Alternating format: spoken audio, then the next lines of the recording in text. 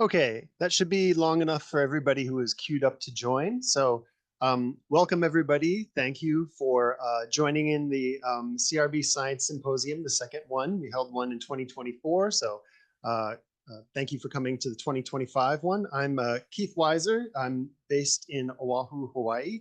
And I've been working with CRB for over a decade. So this is a topic I'm pretty passionate about. There's several people in the planning committee, that worked on this more than I did, and we'll introduce all of them later. But first, I'd like to talk a little bit about this symposium that I'm excited to be part of. We've got speakers from across the Pacific speaking on a variety of topics, covering almost every aspect of CRB research and management. So this is going to be a lot of information sharing. Hopefully this will lead to some collaborations and highlight CRB as an important pest. And we'll be sharing the most current research. Hopefully there's going to be a lot of learning for people, a lot of new information, and maybe this can lead to some things like capacity building across the Pacific. And certainly we hope for a lot of building of relationships and collaborations. And our intent is for this to be inspiring and to motivate participants and to spark innovation. So if you guys have any suggestions for ways that we can change that to meet those goals better, we'll have chances for you to give input on things like the topics that we'll be covering and the format of this. So, all right, we're going to go ahead and get started in a little introductory PowerPoint. So if we can go to slide number 2.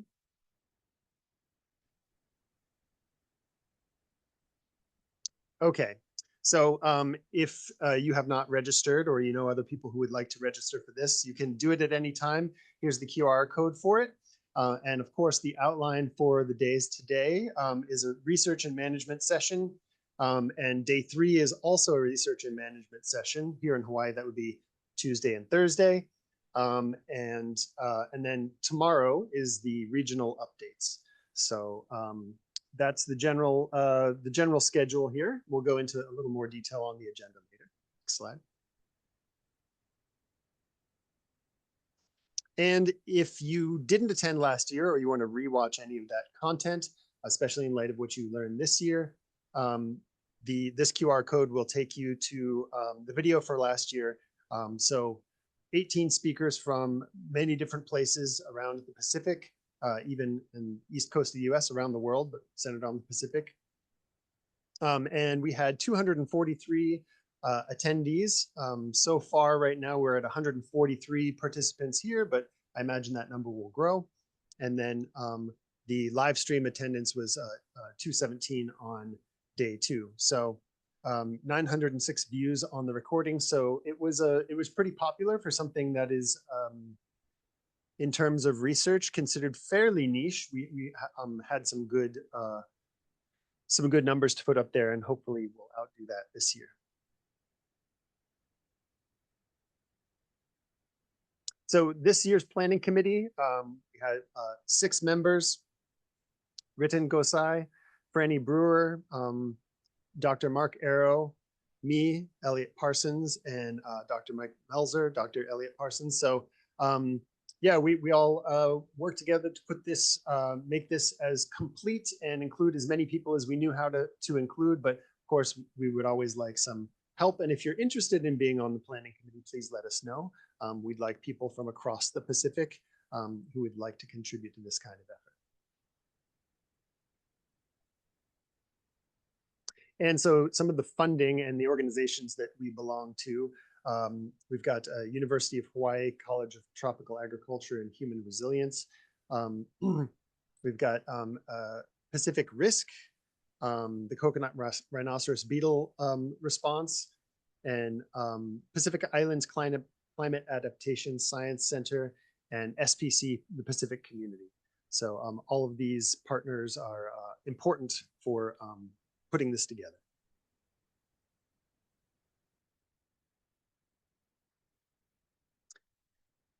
All right, and then the agenda, you can click on this QR, or use this QR code, or go to this link here to get the agenda, so an online agenda, or it may have been emailed to you, especially if you're a presenter.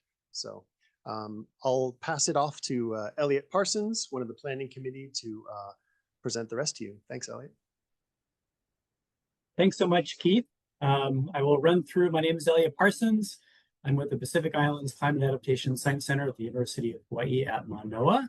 Excited to be a part of this planning committee and help put this event on. I'll just go over briefly our schedule for the next 3 days, and we'll dive right into it. So we're at day 1, which is today. We'll do, this is our welcome right now, an introduction. We'll do opening talks in a few minutes. And then we've got a break where we're going to be putting up some poll questions, and we hope that everyone that's able to answers those questions to give us some information on where you're calling in from and what is your interest in CRB. Then we'll have our first session, New Technologies, with 4 12-minute talks. And that'll be 12 minutes of speaking time and then 3 minutes for Q&A and transition to the next speaker. We've got another short break.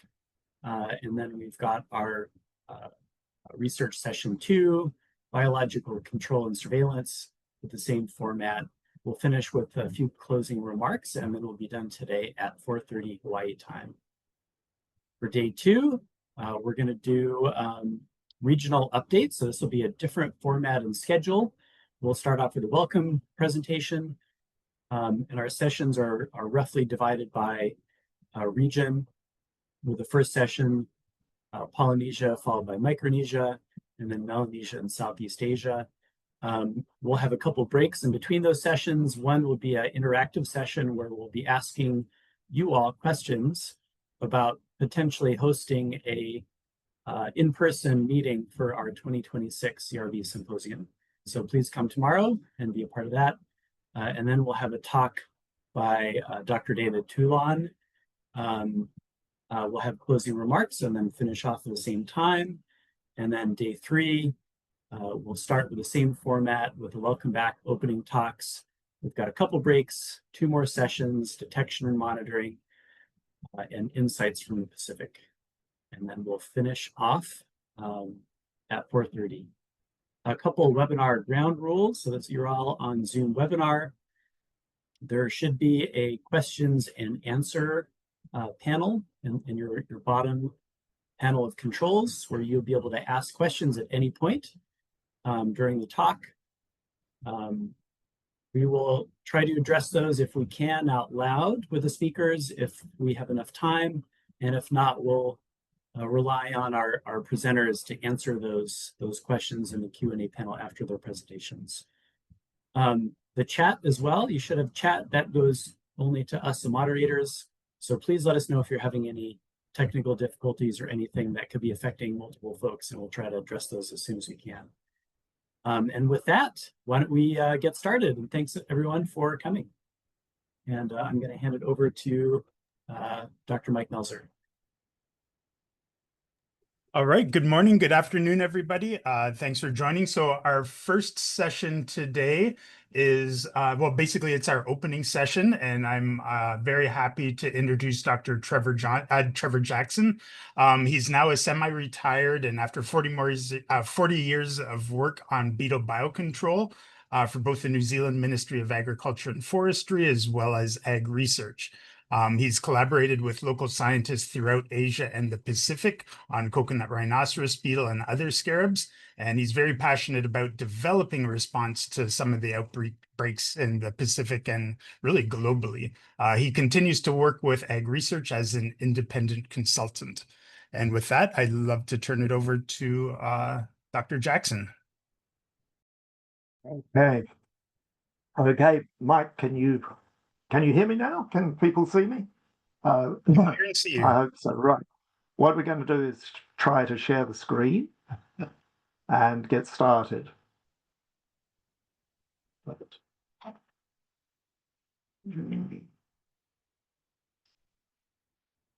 Yes. Okay, it always takes a second or two to get these things going, but I think everything is operating now. So here we are with the history of Oryctes rhinoceros. And I guess I should, I'd like to start by thanking the organizers for putting the meeting on. I think this is a very important topic for us. I've worked in this area for a number of years, so it's pretty important to me. And we're at a juncture in history which is important at the moment. The organizers asked me to do a review of the history of Oryctes rhinoceros, CRB, and the invasion of the Pacific region. And it's quite a daunting task, really. In Google Scholar, if you look for references on Oryctes rhinoceros, you'll find there are 9,640 of them. So that is an awful lot of work already in the public domain. Fortunately, there are some very, very good reviews by our colleagues who've worked on CRB in the past, which I'll try and point you towards. The opinions I'm going to give and errors in the presentation, though they're all mine. My objective for the presentation is to present the history that's relevant to us and bring out some points that are relevant to us as we search for a solution to the current problems with CRB. Okay. And I do want to thank at the start my employers, but for most of my career, math and agri-research, the CBR project team that I've worked with, and the collaborators and funders from Ministry of Foreign Affairs and Trade, and others that have enabled me to do this work. But particularly, let's acknowledge the past workers who have laid the foundations for our understanding of rhinoceros beetle and its biocontrol agents. The history of CRB, I'll call it CRB, goes back an awfully long way. Surprisingly, it occurs with Carl Linnaeus in the first edition of the Systema Naturae, which used the binomial naming system. So it's one of the first beetles in the world to be picked up in this system, so it must have been common at the time. The insect that they recorded was recorded as having come from Asia, so fairly broad, but we believe it was collected from India. Right, if I've got my pointer.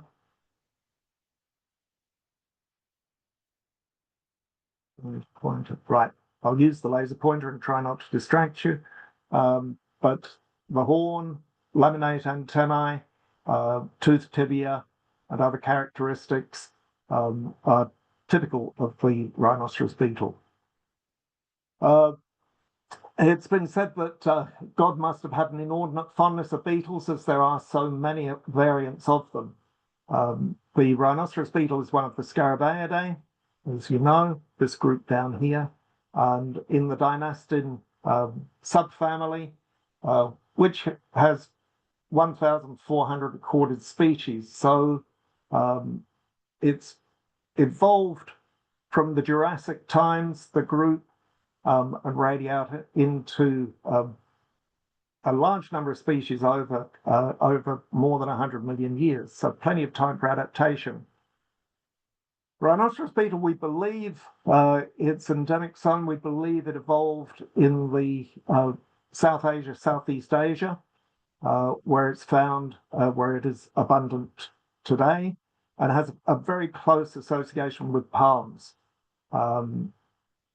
And it principally our interests have been with coconut palm and oil palm, but it also feeds on a number of other palm species. The classification, as I've said, it's the Scarabaeidae, Dynastin, the common name, coconut rhinoceros beetle. Some characteristics of it, we'll go, sorry, I'll just stay there, that are important to us. It's holometabolous. It produces an egg, 3 larval instars, pupa and adult. It's long-lived in the adult stage, 3 to 6 months. The larval stage also takes a long time. Interesting for us is that males produce an aggregation pheromone, the same pheromone that's produced by the African rhinoceros beetle, Oryctes monoceros, but dense aggregations are uncommon to unknown. It's also attracted to light, but only weakly. And Aubrey Moore can tell us a lot more about trapping. The life cycle, as we've said, the beetle emerges from the pupa.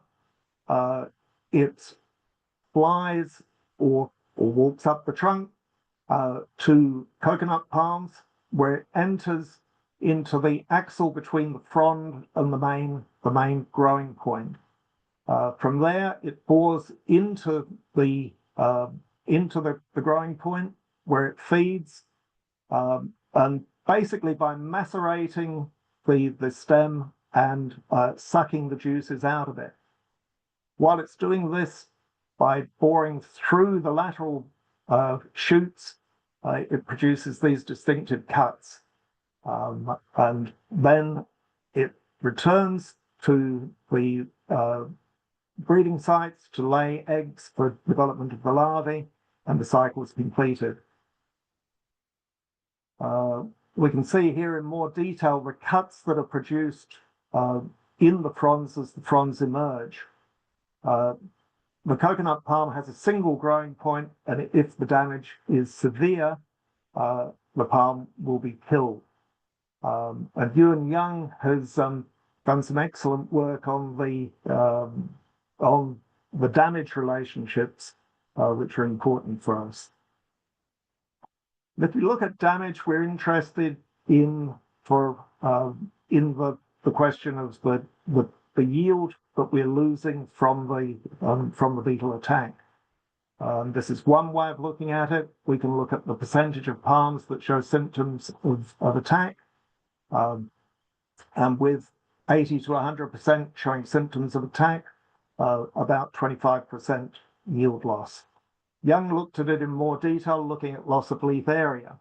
That causes dropping coconuts, and you find that if you've got 30% defoliation of the palms, you get roughly a 50% yield loss. But it's really that tipping over into plant death that is more important to us.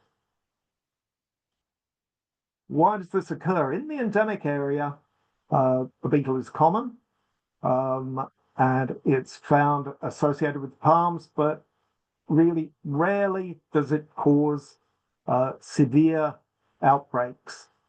These can occur, though, with land use change, with plantation renovation, urbanization, cyclones, where there is a large amount of breeding material for the larvae. It's important to us it came to the Pacific around before 1909, when it was imported inadvertently with rubber, believed to have been with rubber seedlings.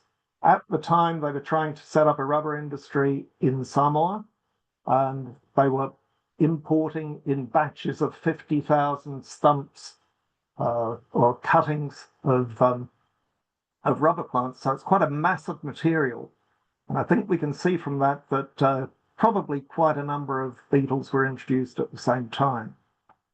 Plantation industry was important for copra. The coconut industry was important for copra, and obviously rubber was aiming to produce the needs for tires and all the other rubber products. Germany at that time, Samoa at that time was a German colony, and German plantation owners and other European plantation owners were very active.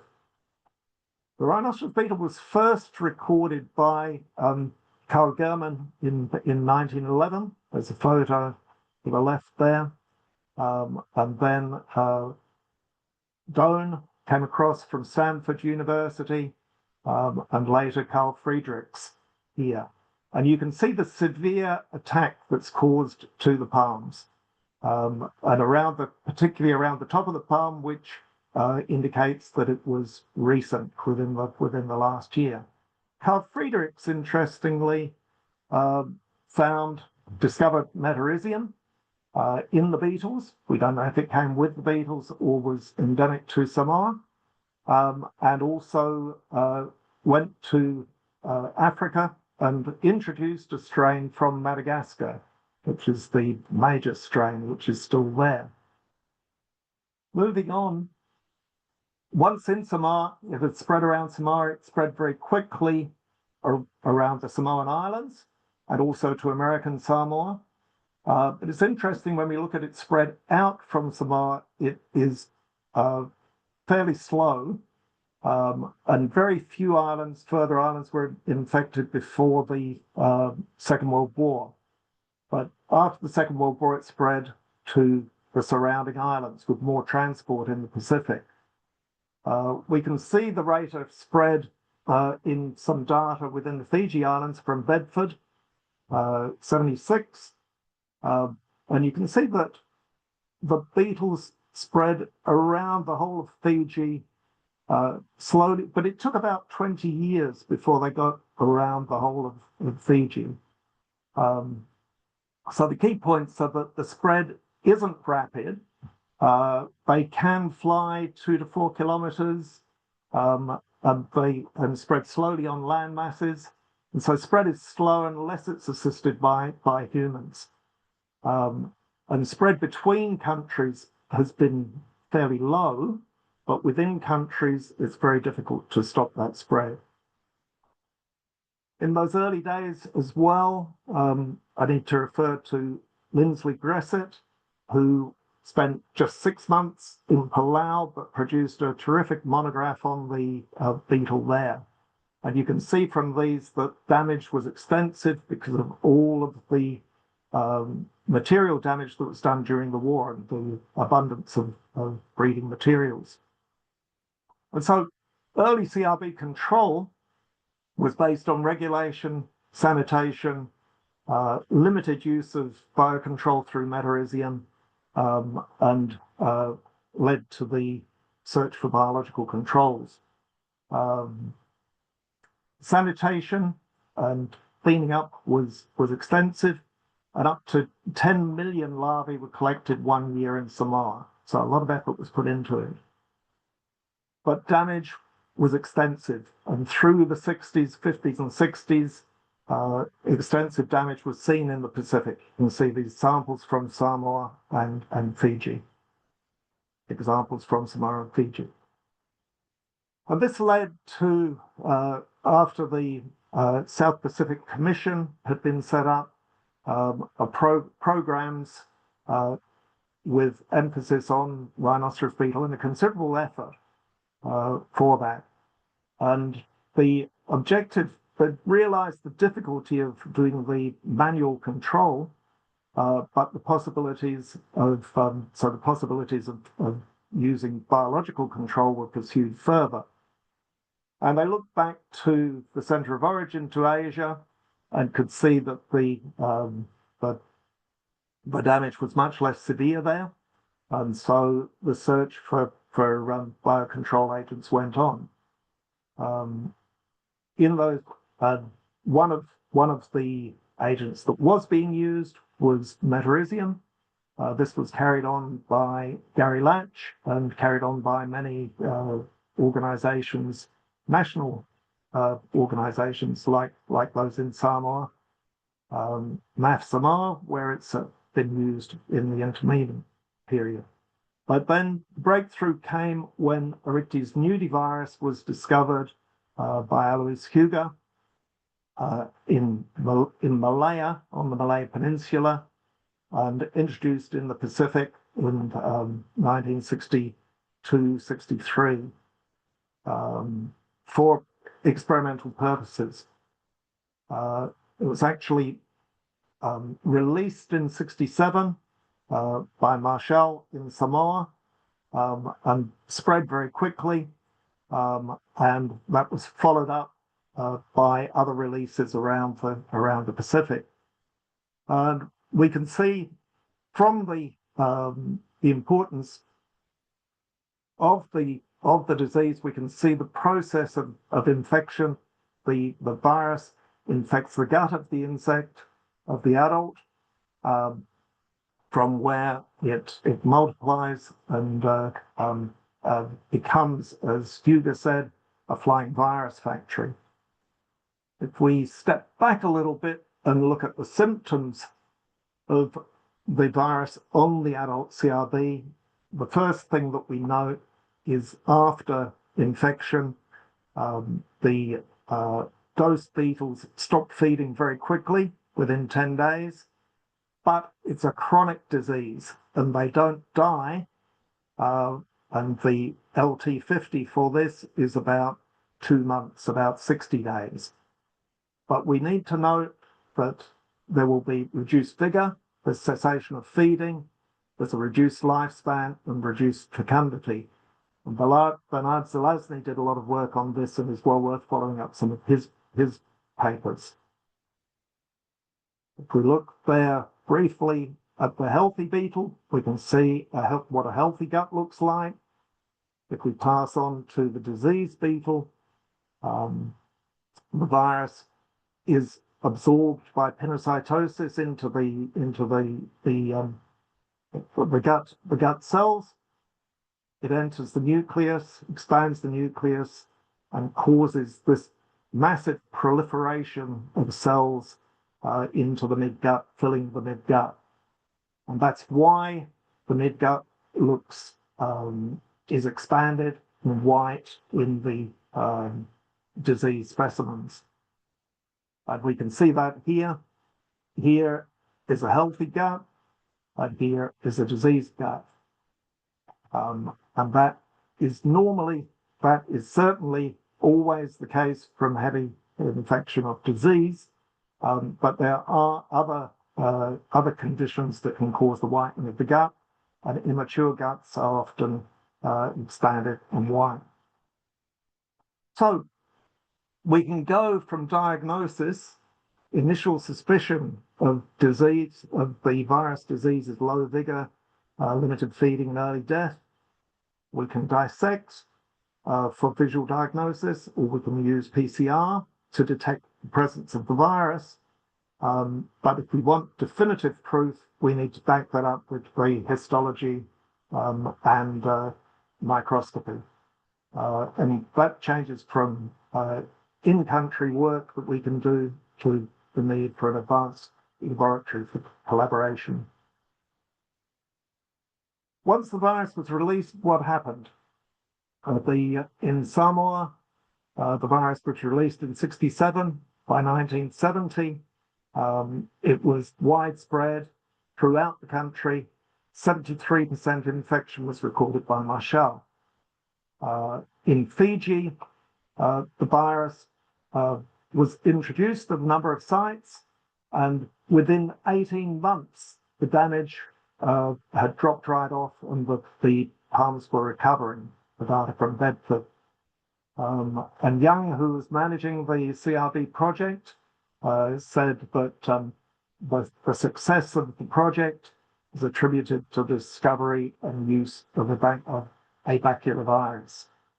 And that the virus is supported in integrated pest management programs by the fungus and by plantation sanitation.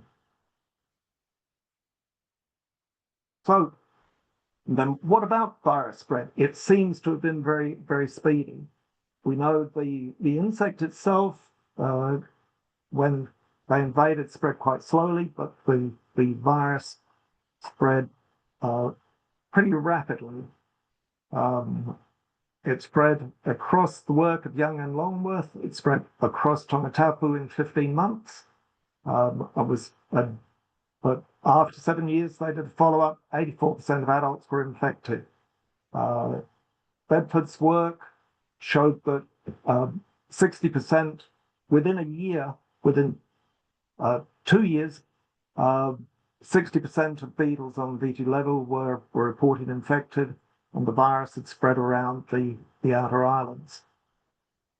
The Tanada, who's the godfather of insect epizootiology, said that to produce an epizootic, you need high virulence, good infectivity, transmission, good survival outside the host, and high capacity to disperse. The Oryctes nudivirus has some of these attributes, but not all. But it has captured its host, the beetle, for what I call the perfect partnership. The survival is not needed outside the host because there is host-to-host transmission.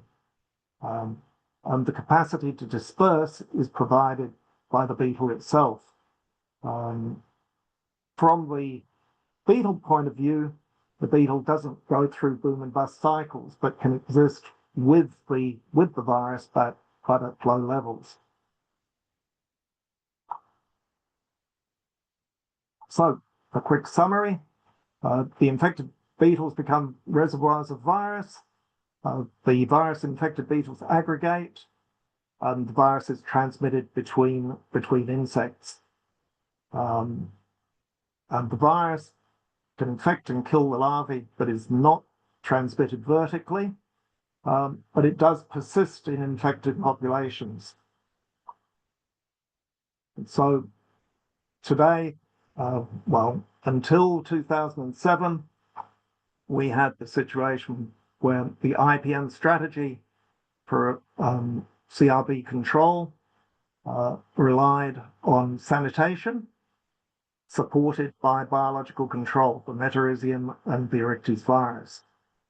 And we saw from that period, from the 1980s to the early 2000s, there were 30 years with no geographical range expansion of the beetle. So things were working. Then came 2007. And I'm not sure that I mentioned, so I've concentrated on the first wave of beetles here in Polynesia. And there was a second wave of beetles came into the Pacific, into the Bismarck Islands during the Second World War. But that also was controlled by the virus, and those beetles did not appear to spread for many years. And then there is Palau, which was regarded by Gresset as a recent invasion, but it's probable that the beetle had been there for some time. Then we get to Guam, which many of you know about, and Aubrey Moore has told us very well the outbreak in Guam. And that was followed by detections throughout the further detections through the Pacific, in the Solomon Islands, in Papua New Guinea, Solomon Islands, and leading on to Hawaii. And we look at the timeline for new infections in new reported invasions to island groups, where land spread is not possible. And you can see the period of control where IPM, use of the biological controls, is working, and now the failure of the system, and we get this rapid increase. And the new invasions were all highly damaging, which you can see there, and so a response was needed. And a call was made for emergency response to what we called at the time the Guam biotype, because it had first been found in Guam, but that's probably well, as a Guam biotype, it's incorrect. It is more widespread than that. So we dropped the Guam name. We then called it CRBG. But there was definitely something different about these groups. The New Zealand Aid Program set up funded the Pacific Response to Coconut Rhinoceros Beetle, where we were able to work together with SPC and with groups in Papua New Guinea, the Solomon Islands, and Vanuatu to try and organize a response to the invasions that were occurring in those islands. Agri-Search component. So Agri-Search was principally component for looking at the biocontrol component in this. But what it allowed us to do, working with our partners, was to build a database and of samples from the various sites, where we were able to take samples with the dates of collection recorded, where they were recorded together with GPS locations, which could be used for further analysis.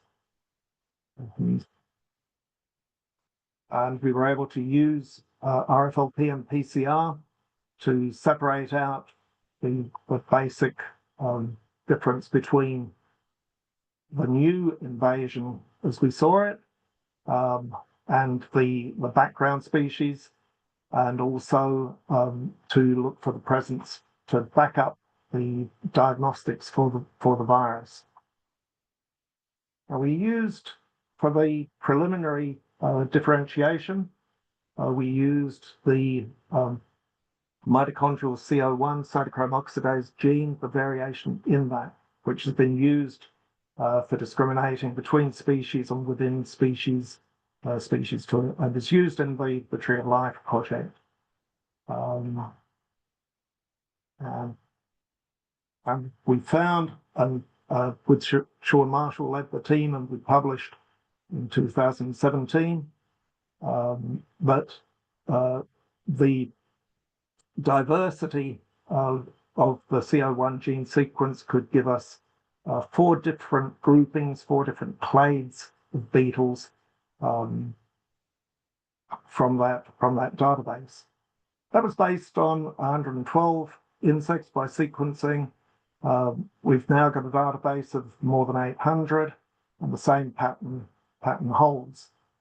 And within that, we find 12 different haplotypes that are divided into 4 groupings or clades. You can see here, there's the original, what we called CRBG, which is actually clade 1, and it shows some variation within the clade, and then the other clades here, 4, 2, and 3, in there. And you can see from here the number of specimens is, some of them are very highly represented, but that may reflect more our sampling pattern than the actual abundance and distribution. It's interesting if we then look at the haplotype diversity by region and country. We find Southeast Asia, South and Southeast Asia, as we'd expect, have a large number of haplotypes, and because this is the region that the beetle first evolved, and this is what we would expect. Within our samples, the Philippines is a little unusual. It may be with a restricted number of samples. We have only the one haplotype, the 1A haplotype. And when we look down, 1A is occurring right through here, apart from Samoa, which was the original site. Samoa is represented by 3. It's easier if we look at it if we map it and look at the clades in that sense. But if we start in reverse and start with clade 4, you can see what we've found is that clade 4 is pretty much still restricted to Southeast Asia. If we go to clade 3, clade 3 is only found in Polynesia and Samoa and in Fiji, with the exception of in the Pacific, but it's present in Asia. And not surprisingly, we found it in southern India because the link between Sri Lanka and these populations is there. And this is just a marker for us that reflects the evolutionary pathway of the enzyme. If we look at clade 2, the beetles were restricted to the Bismarck Islands. The new movements and invasions through the Solomon Islands, Vanuatu, are related to this clade as well. But then if we look at clade 1, the old CRBG, which includes CRBG, we can see that this is the one that has really spread, which was not present in the Pacific before. So we are seeing that there are new genetics coming into the Pacific, and they're represented by this clade. And that's the pattern of all of them. If we then look at the clades in relation to virus, in the center of origin, Southeast Asia, we have a high percentage of virus associated with these clades. You look further down, the PNG South Coast around Port Moresby has 0 virus, and there's 1A, and 1A is frequently associated with a lack of infection and a lack of virus. So that's the challenge for us. And if we look at CRB today, looking at iNaturalist, we can see that it's spread through the Pacific, as many of you know. But there are also large areas of Micronesia where there are no beetles, and French Polynesia and the Eastern Pacific is still free, and many islands, even within these groups, are still free, like most of Vanuatu is still free of the beetle, and so forth. But more recently, we've found that the spread has continued to the east with the discovery of a small outbreak in Mexico.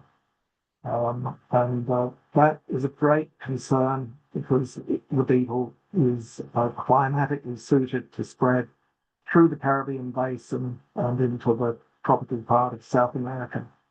And that issue is actually being discussed today by the NAPO, the North American Plant Protection Organization. Everything's happening at once. So, conclusions.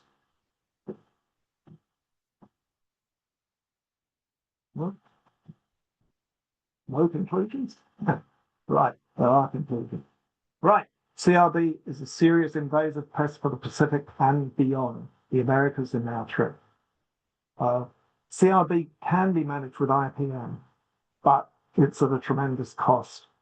And for village economies, it's impossible. The OrNV, the nudivirus, established and weakened the outbreaks in the 70s and 80s and limited range expansion. But these new outbreaks have been recorded from 2007, and the majority of them have been clade 1 lineage. And all of them have arrived without OrNV, and in cases where we've worked on it, have been difficult to infect with established biocontrol strains of OrNV. And so further research and action is needed to limit the spread and find the best solution so that we remove the threat to food security, family livelihoods, and the environment. So I'd like to say thank you for giving me the opportunity to put forward these ideas. And I hope they're of help as we work our way to trying to find a solution to the problems that we have in front of us. And I look forward to the rest of the meeting to talk about it.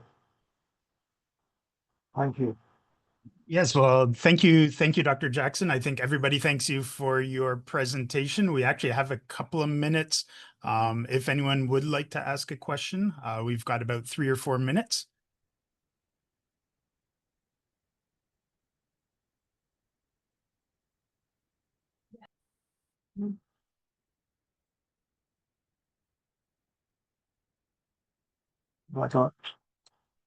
If folks would like to put their question in the chat or put it in the Q&A, we'd be happy to pass those on.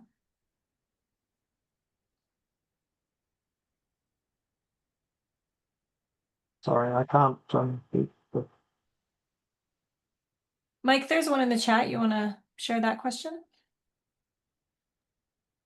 Sure. Yeah, there's one that sounds a little Hawaii centric, but we've got one. How close are we to making Metarhizium or the green muscadine fungus publicly available to Hawaii coconut growers?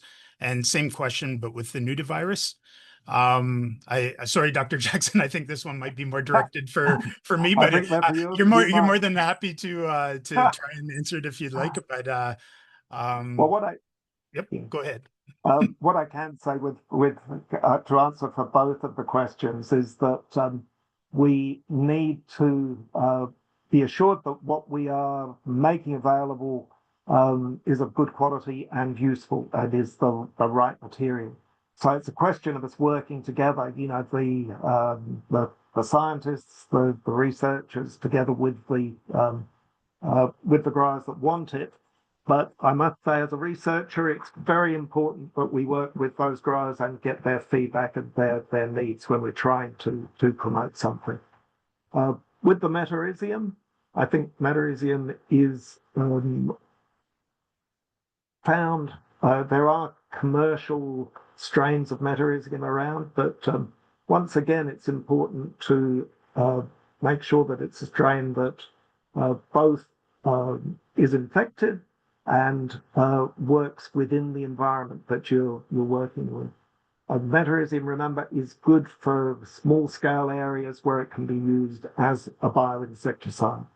For the virus, it's a bigger challenge. We need to see whether the strain of virus is important. What we need to show that the Hawaii beetles are susceptible to strains of Oryctes virus, and then establish whether they can actually multiply and proliferate.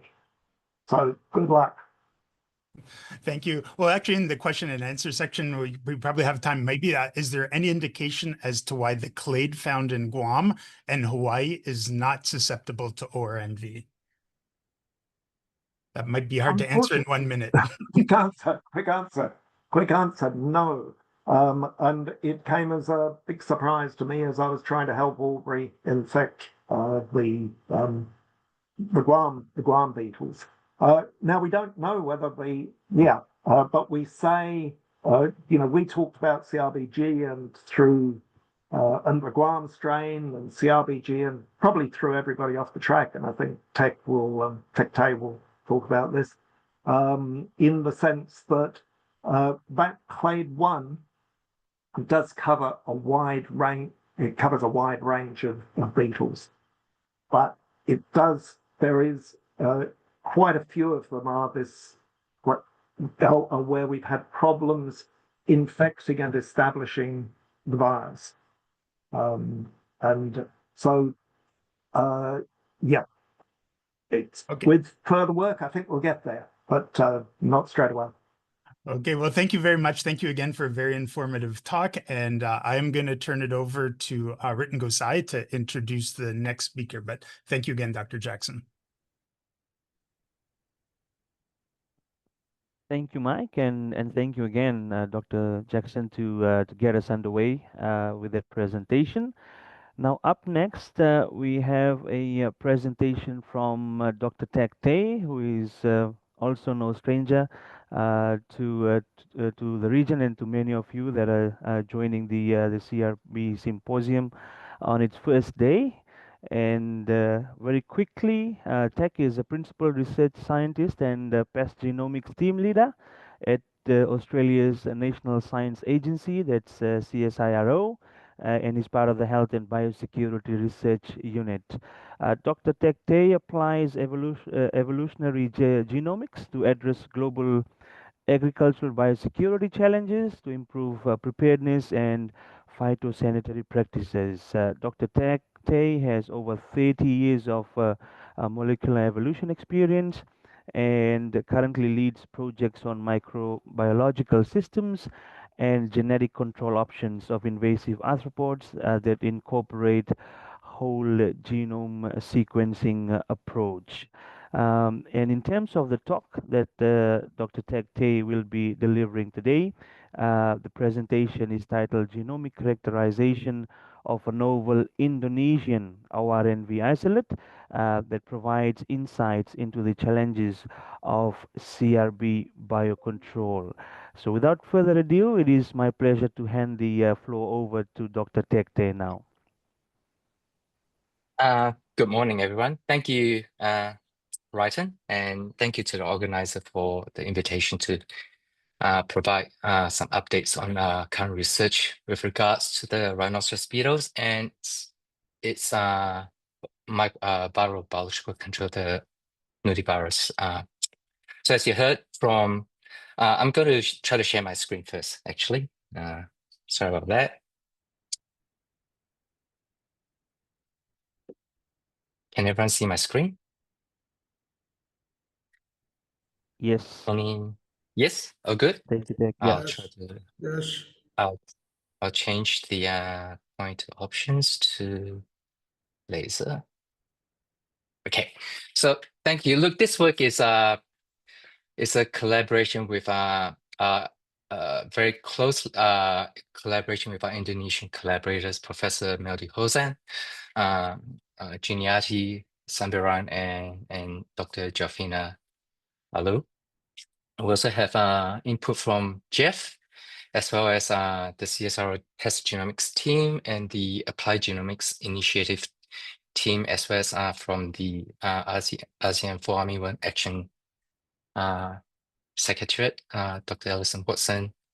And I want to really emphasize that this work has been assisted and contributed very kindly by my past team leader, Dr. Carl Gordon, who is actually a very well versed virologist. So this work would not have been possible without all the contribution from everyone. I'll put it outright first to really acknowledge everyone here.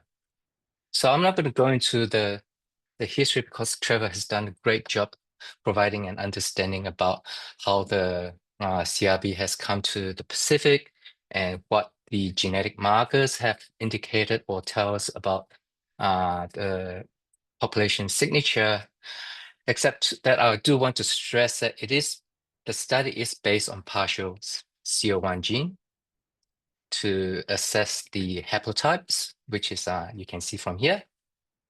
And this is only a 360 base pair out of around 20,000 base pair of genome. So we just need to understand that there are limitations using partial genes. This is the same for all sorts of pests, and including globally invasive silverleaf whiteflies or the fall armyworms and the cotton bollworm, etc., etc. And in terms of the nudivirus, which is being used to control, and you heard about the history of it. Again, detection and confirmation of the virus being present in the beetles, again, is based on a partial gene out of about 130,000 bases. So this is the partial a GP83 protein like gene that is being amplified to indicate whether the virus is present in the virus or not. So when we talk about it's being not detected in Guam CRB or the populations containing the mitochondrial DNA signature that has been assigned a CRBG plate, that's because in the PCR detection there's no virus, and in visual assessment of the gut health, there's no symptom of the infection, which you saw from Trevor's presentation earlier. So a little bit very quickly, again, I don't need to talk too much about the spread history, except to say that in the recent years, yes, it's been detected even in native range, such as in Philippines and Malaysia and Indonesia and so forth. And again, we must remember that this is based on just a partial gene. So what it means is here, in the Guam signature, or the CO1 signature that is first identified in Guam, we have a signature that, in this case, I just use graphical representation, that is all red. And in here, you can see that it's also detected in, for example, in Philippines, Rota, Hawaii, and so forth. So it's detected in all these countries, and also in Malaysia and Philippines and Taiwan. But if we were to actually look at the whole mitochondrial DNA genome, you can see that the Guam haplotype, if you like, remains Guam because it's very unique. It has these two nucleotide polymorphism in the ATP6 and CO3 gene. And we can use that to develop alternative markers that actually better define the initial clade of CRBG into one that actually tells us exactly the population from Guam that is very different from the other populations from all the other countries. So we have submitted the paper for review, and this paper is here. You can hopefully get access to it very soon, as it is also undergoing editing for preprint. So this is again a global collaboration with Malaysia, with Ag Research, and across the Pacific, and also with Indonesia and too many places. Very quickly though, the whole mitochondrial DNA genome tells us that the CRBG as defined through the CO1 signature remains on Guam, but we can actually detect another ongoing introduction of CRB into Guam, represented by the red clade. In the other populations, as you can see, based on the full mitochondrial DNA genome, analysis is very different. It has nothing to do with the Guam. So yes, there is complexity in understanding, and which would be better explained in the paper. These colors indicate that if you base on CO1 gene, the CRBG signature is also found in all these different countries, including Malaysia. I haven't added the Indonesian in there, but it is also in Indonesia. So looking at CO1 gene signature, it can only partially explain the Guam population, especially when we look at it through the whole genome sequencing approach. And in this sense, the CRBG signature in our whole genome analysis represents misidentification. So if these places do not have the CRBG signature, and therefore not the CRBG, then what gave the perception that these populations are highly aggressive and that we have control failure? So the question then is, can we actually utilize all the genomic resources that we have to try to find a more suitable isolates for CRBG? Because literature tells us that we should be looking for something that is more, I guess, specific to the CRBG. So to do this, we therefore partner Professor Melody Hosan and Dr. Jalfina and Juniati, and they have collected a lot of rhinoceros beetles for us in Indonesia, undertook the gut dissection, documented the disease status based on gut morphology, and the samples are sent to the CSIRO for whole genome sequencing through effort by the PEST genomics team. That's the team that I lead, as well as through the Applied Genomic Initiative unit within CSIRO. So this is the data sheet that I received from Dr. Melody, Professor Melody Hosan, and he scored the appearances of the disease status of individuals that are dissected. And when whole genome analysis were carried out, we can see that the number of virus genomes sequences reach millions. So these individuals that appear to be diseased, therefore, do carry viruses. And, and we pick a random individual, so the first individual, to assemble the genome properly and do a comprehensive annotation. This then becomes a reference genome.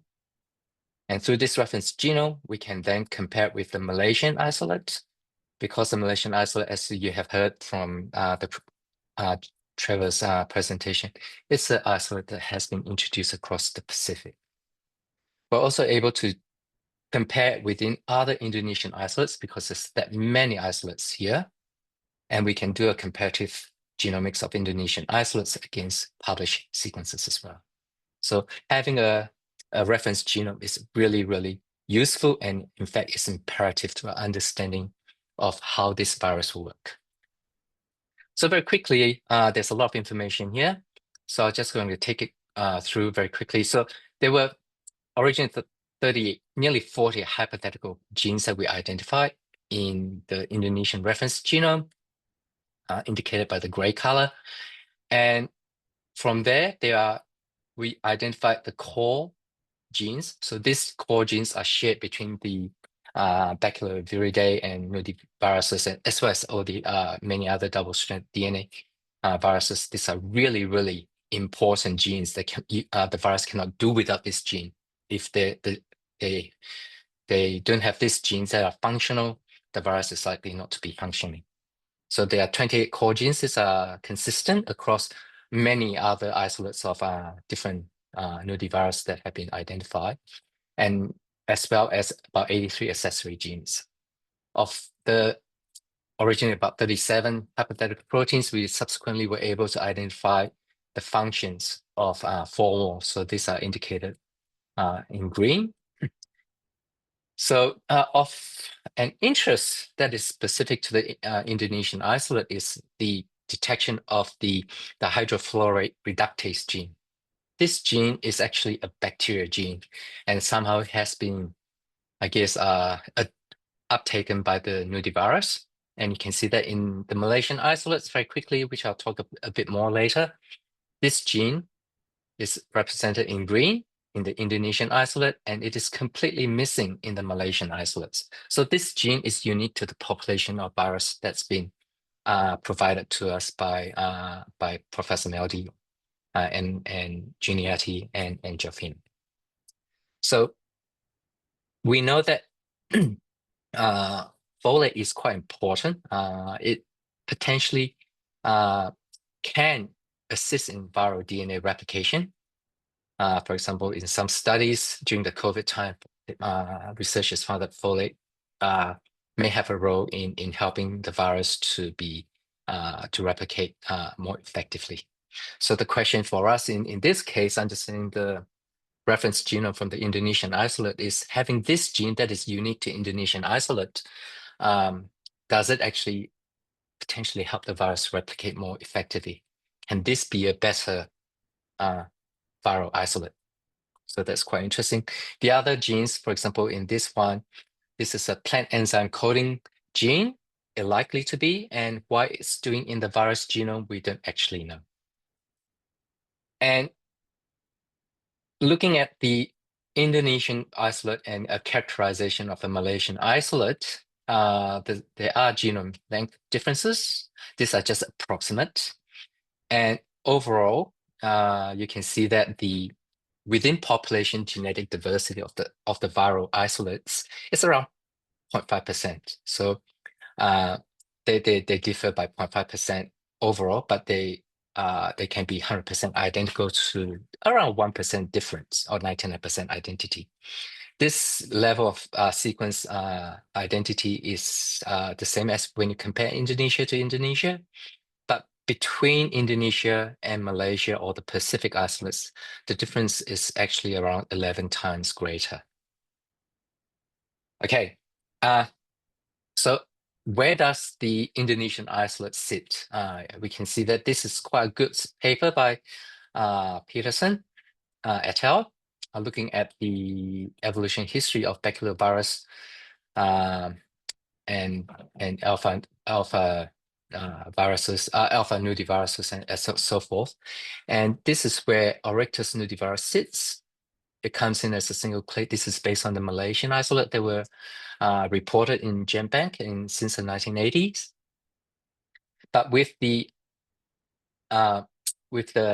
resources that are now available, we can see that in this case with Palau, we have Malaysia isolate and from South Korea as well.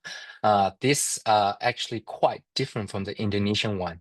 And in fact, the Indonesian one sits as a separate clade, if you like, a sister clade to the Malaysian ones, indicating that phylogenetically and evolutionally, they are actually quite different. Okay, so now that we have a well-characterized, genetically quite distinct isolate of the nudivirus, what does it mean in terms of the samples that were provided?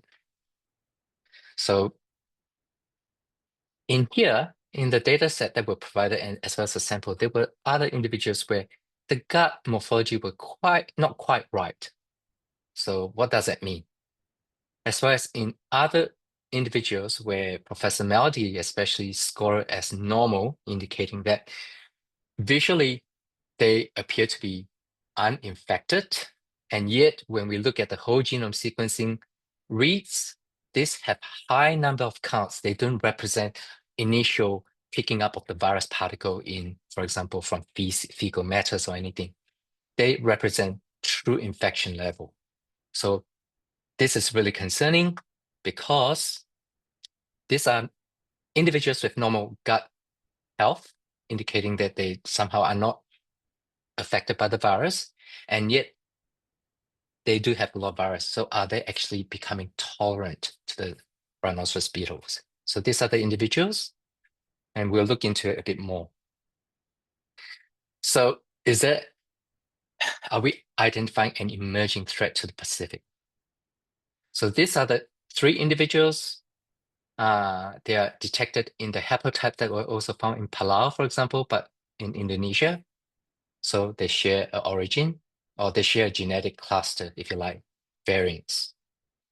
And this clade, where these individuals that are tolerant to the virus, so appear, actually share a most recent common ancestor. Are we seeing a split where this evolution lineage might potentially possess, I guess, a better tolerant level for the virus or not? Okay, so this is something that we should really look into. And to do that, we use the reference genome that we have to assess the other genomes and see how different they are for the viruses. And what we see is that from this 5 randomly analyzed nudivirus genome, so that's the reference genome plus this 4. In this individual number 15, we identify that within the genome of the virus, there are 2 variants in the genome, indicating multiple infections. One of the variant has a deletion in the GP35 gene, and this is detected in around 94% of the sequences read. And there is a normal variant indicating a functional copy of the gene detected in about 6% of the genome of the virus isolate within the individual. So it appears that having a normal copy of the gene, even though in small proportion, may compensate for the mutation in the virus genome, majority of the virus genome. That's why we see that the disease status appear. And in the unusual and uninfected individuals, supposedly, where there is also virus genome that are detected, we can see that in these individuals, all these individuals have mutations, at least 1 mutation, but at maximum 2 mutations that are detected. So in this case, white and not swollen, there is a mutation here. And this is shared with the individual number 15, where there's a lot of infection that appears to be there. but only 6% of the genome is normal. In this case, white not swollen to mutation. In this case, where it appears to be normal, there is a mutation in GP51 protein, and in 2 individuals where the gut were also assessed as normal, we have AC120-like proteins that were detected in both individuals. So is that evidence of new tolerant CRB emerging and that it might be a threat to the Pacific? Well, probably not, because we can attach viral genome mutation to the abnormality that we actually observed in the gut morphology and the sequence detected. But we do need to better understand the functionality of all these genes, of course. So these are work that requires proper virologists and evolutionary geneticists to take it and move forward. So now that we have some understanding of what's out there and some gene functionality, what are the implications to biocontrol? So let's take a look at 3 highly important genes from the rhinoceros beetle virus genome. The first one, DNA polymerase. This is a core gene, so it is a gene that is conserved across the double-stranded DNA virus evolution lineage. This gene must be there. It is responsible for replication. It's essential for it. And then we have the GP83-like protein coding genes. I don't expect you to read everything of that. Suffice to say that this gene is really, really important in immune suppression. So it produces a protein that can suppress the toll signaling pathways in insect. By suppressing these toll signaling pathways, the host, that is the insect, is unable to suppress the virus. Therefore, the virus is able to do its work, replicate, and so forth. So it is considered as a virulence gene. And then we have the next core gene, late expression factor 9. And this is, again, highly conserved, and it's really important, especially in transcription of the virus gene. It's responsible for helping to generate all the necessary components so that the virus can be packaged together. Now, if we compare this Indonesian one, and I've already presented the other Indonesian isolates, so I'm just going to present the Malaysian ones. These are from the current samples that we have. These are just only a handful of the samples. You can see that DNA polymerase, they are functional. GP83, totally functional. Left9, also totally functional. But similar to what we observe in Indonesian isolates, there are mutations that are present. And again, these are present as multiple infection likely, because we have 2 different genotypes detected in this gene, where premature stop codon leading to due to a T insertion in this gene is around 85% of the genome, and the remaining of the genome are functional, or appear to be functional. Likewise, for the AC120, this gene again is detected in the Malaysian isolate, which is common in the Indonesian isolate as well. And you can see that in this case, there is a lot of copies that is supposedly non-functional, and just a tiny portion that is supposedly functional. And in fact, the disease status of this individual, we don't really know. We just received the gut material for whole genome sequencing. So a lot of work needs to be done through whole genome approach to really understand what we are dealing with in terms of all these mutations. Now, if we look at what's out there in GenBank, the Malaysian isolates, here we have that are provided in GenBank. You have Batu Pahat, Klang, and Indonesian. Again, by and large, the genomes are all functional, except in the Batu Pahat isolate, the gene inhibitor of apoptosis is appeared to be non-functional. If we look at the Solomon Islands and Palau populations, we can see that actually there are a bit more mutation in the genome, leading to, for example, the Semophoreans-like protein gene and the polysaccharide lyase family, and again the AC120 genes. that are deleted, that are mutated. So this might perhaps explain why we are seeing fairly low virulence or the resurgence of the rhinoceros beetle, because the virus are weakened. This is, I guess, a hypothesis that we can really test for it now that we have whole genome approach and whole genome reference resources to really look into the role of these viruses and their genes. Now, if we look at other isolates in the GenBank, this is a set of 6 isolates. You can see that again, this DNA polymerase, the GP83 and LEF9 gene are highly mutated. And these genes are from isolates that are used in the original biocontrol approach in Guam, for example, and currently being used across the Pacific. These genes are necessary for the virus to function. If they're mutated, they can't work. So we are, from having a good viral reference genome, we now can see that the isolates genome are questionable.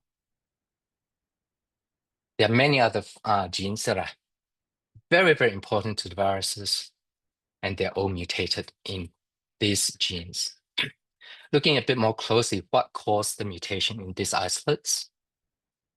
These are due to simple mutations such as insertion deletion. In this case, in the S2A isolate, a mutation caused premature stop codon, leading to the breakage of the DNA polymerase gene.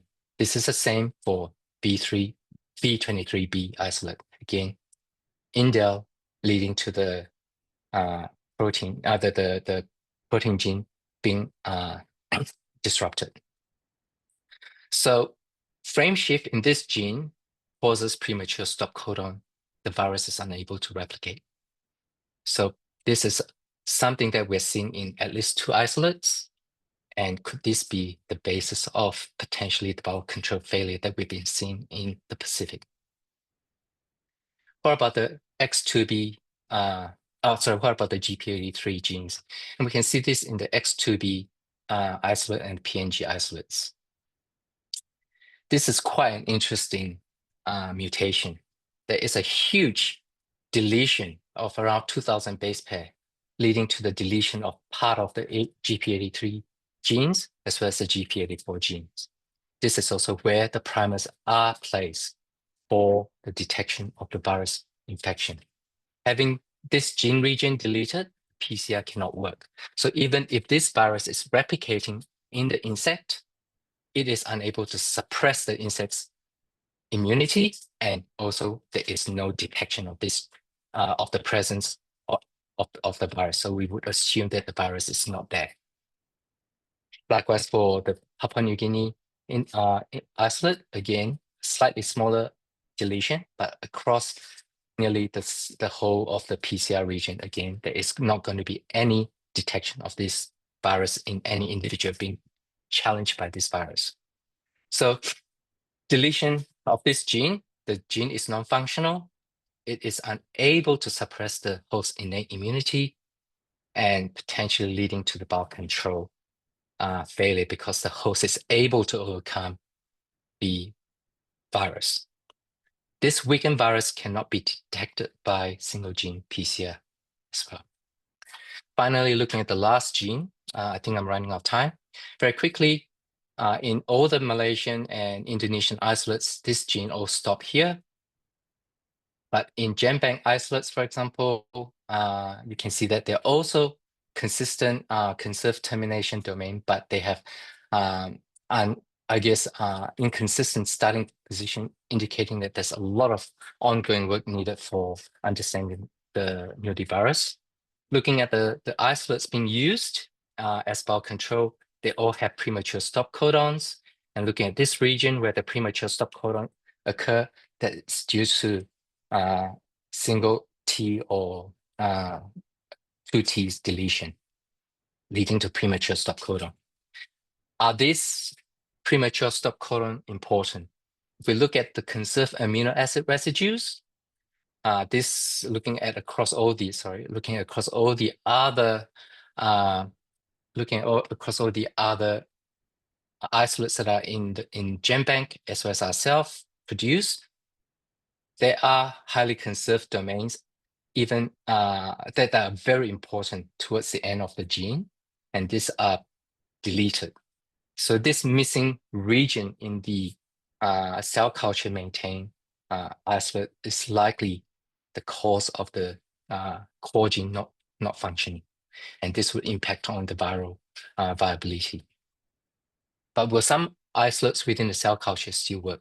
Let's look at an example from B23B isolate, where we are looking at the polymerase B mutation.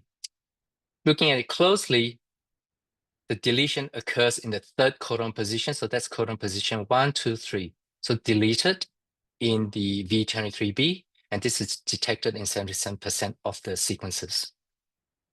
So we can say 77% being defective, but intact copies are 23%. And this intact copies not only has the wild type C nucleotide at the third codon position, it also has the G, A, and T substitutions. And just by chance, this GATC substitution at the third codon position also encodes for proline. So even though they are substituted mutation, they remain functional because they produce the same amino acid.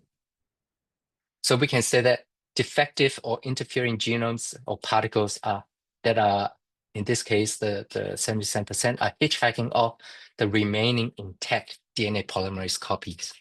However, the virus is overall weaker.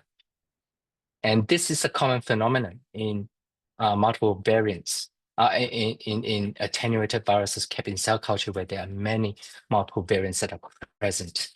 And in this case, for the V23B, where the left is also mutated, we detected at least 12% that remain functional. Again, the virus is weaker and is weakened, but it's still functioning.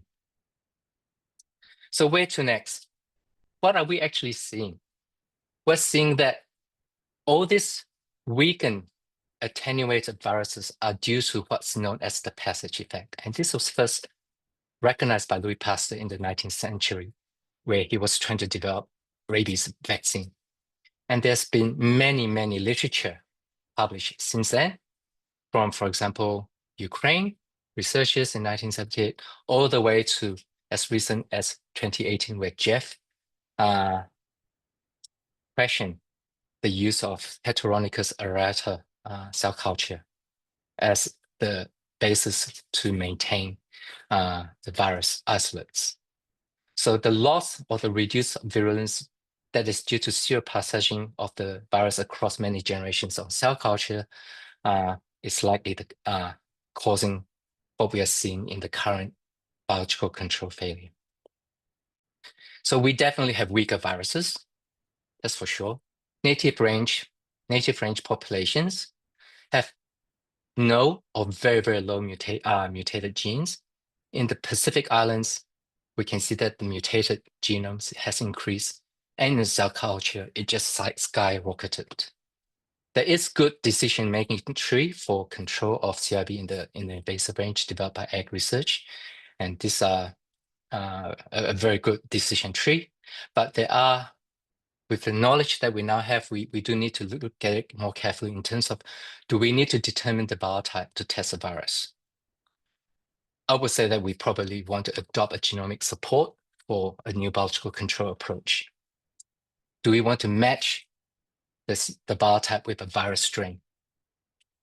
Based on natural populations of the viruses that we've analyzed, probably not. Again, we probably need a new approach altogether that we're developing right now. And this needs to be supported by genomics. So where to next? From where we stand, looking at the genomic analysis, we must use fresh field collected isolates. We cannot use cell culture because cell culture promotes mutated genomes. There is an urgent need to really get into the evolution and the population genomics of the viruses. if we're going to use these viruses to better protect the Pacific and the New World, like Mexico. And we must try to get the viruses from native range. And based on our analysis now that we have, whole genome approach, I believe that there is diminishing relevance to the biotype that we're attaching to classifying the CRB populations. Serial passage in the cell culture can explain the mutation and the biocontrol failures. And the use of the single gene markers, which was what we had at earlier time in the 1990s and early 2000s, may, as well as the passage effect, may be the cause for the rise of the CRB gene notoriety. So the science shows that CRB biocontrol in the Pacific needs to change, and it tells us how it needs to be changed. And I do all this with my team because it is important to Australia, because we know that the CRB population is in Papua New Guinea, and it's only a hop and a skip to Australia, which along our coastal area has many beautiful coconut palms. And also this is a pest of our primary industry sectors.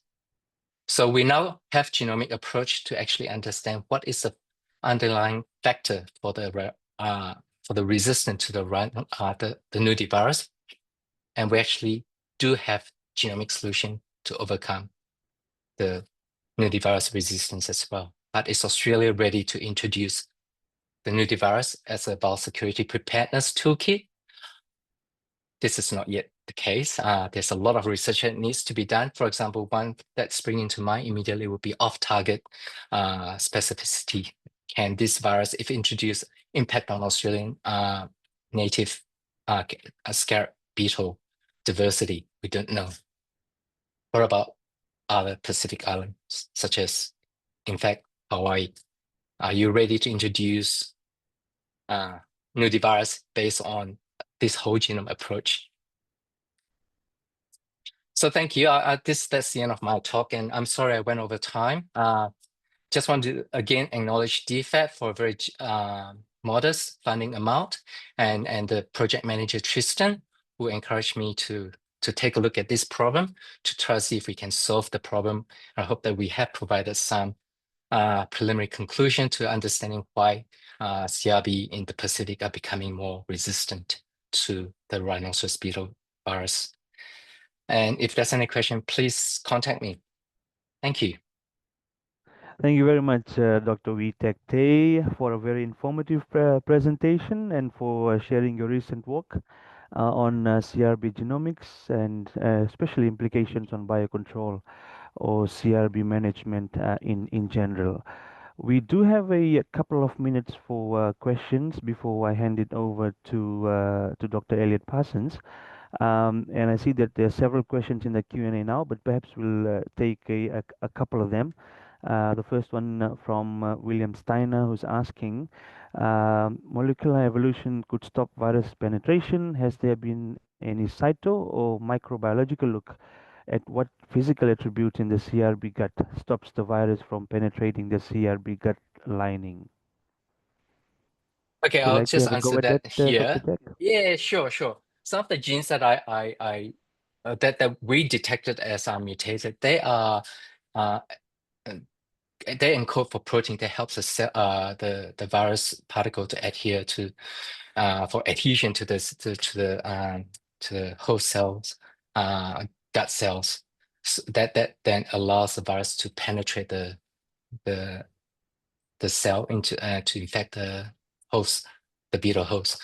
With these genes that are mutated, the virus is unable to produce the protein needed for adhesion, and therefore that could explain why the virus is not able to penetrate. Thank you. Thanks for that, Dr. Tek. Perhaps another one before we round up this talk or the presentation and hand it over. What is known about the virus and fungus affecting other unrelated beetles, if there's been any look into this? Yes, so definitely Loma and for example, Lohmer and Crawford and Zelezny, they have a look at, like the Oryctes nudivirus being able to potentially be establishing infection in other related species of scarab beetles. And this has been shown to be the case. So, for example, Lohmer demonstrated that it can establish in the coconut cockles, which is a huge species complex of scarab beetle in US and South America. Crawford and Zelezny look at Oryctes nudivirus being able to be to establish in Rhinoceros, Oryctes monoceros, and there's certain level of infectivity in these other scarab beetles as well. And also very recently reported by the South Korean, where they look at the South Korean rhinoceros beetle, which is a total different genus and species again, and they could detect and report on the beetle being infected by the nudivirus. So there are very good studies out there that indicated that the virus is at least not so host specific. There is also very good studies on understanding the virus expression level. For example, one that studies that's done by UQ, led by Atterbury, has helped us really understand how important certain genes are. For example, one of the genes that I picked up as GP83 as the immunity responsible suppression gene, Atterbury and colleague actually demonstrated that that's the second highest expressed gene in the virus genome. So yes, there are studies that are ongoing and impactful, and we should be looking at those. In terms of Metarhizium is actually a really generalist entomopathogenic fungi, and yes, it can infect many other scarab beetles or other beetles as well. But we do use whole genome approach to really understand the isolates and the characteristics, and we've done that for the fall armyworm, again using Metarhizium to look at what genes are expressed and what type of genomic differences between different isolates and how they have different speed at killing the insect host. So these are, that's our work undergoing. And we look forward to future collaborations with everyone across the Pacific. Thank you. Thank you so much for the response, Dr. Tek. We do still have some more questions in the Q&A, and there's interesting side discussion also in the chat. But perhaps we'll leave it for another time, and I'm sure you're open to folks reaching out to you if they had any further questions from the presentation, and we can also have follow up from our end. Thank you once again, Dr. Tek, for the presentation, and I hand over to Dr. Elliot Parsons now. Thank you very much. Mahalo. Thank you so much. Thanks, Ritten. Thanks, Dr. Tay. I am going to just put up our break slide. As Dr. Cheng gives his presentation, I'm going to turn it over. Thank you. Thank you, Franny. Let me go ahead and share my screen. So that, okay. Minimize this, get rid of the floating meeting control. Minimize this. Okay, so that's the best I can do. Okay, good afternoon, good morning, everybody. So yes, my name is Zhiqiang Cheng. I'm working in CSIRO. My job here is turf grass and landscape pest management. So as you can imagine, I began to work on CRB once it was established in Hawaii since 2014. Well, the CRB was established on or confirmed on Oahu in 2013, but we began to work on the CRB control measures in 2014. So here I only have like 12 minutes plus a few minutes quick question and answer. So I will not be able to go into any details like the two keynote speakers just did. Instead, I will just provide an overall summary of what my lab has been doing over the past 11 years also in terms of CRB chemical and biological control research from my lab. So first of all, I want to acknowledge all my current and former graduate students, postdoc, technician, student help, everybody. Not everybody in the picture helped in the data, that I will be presenting today, but we work as a team. So I want to acknowledge all my team members, current and former team members up front. So then, okay, so since Dr. Trevor Jackson did a very detailed analysis on the biology damage and also the history of CRB invasion in the Southeast Pacific regions, I wouldn't need to go into any details of that, but I just want to point out this is my kind of like favorite CRB damage picture, which we took back in 2014 on Palau.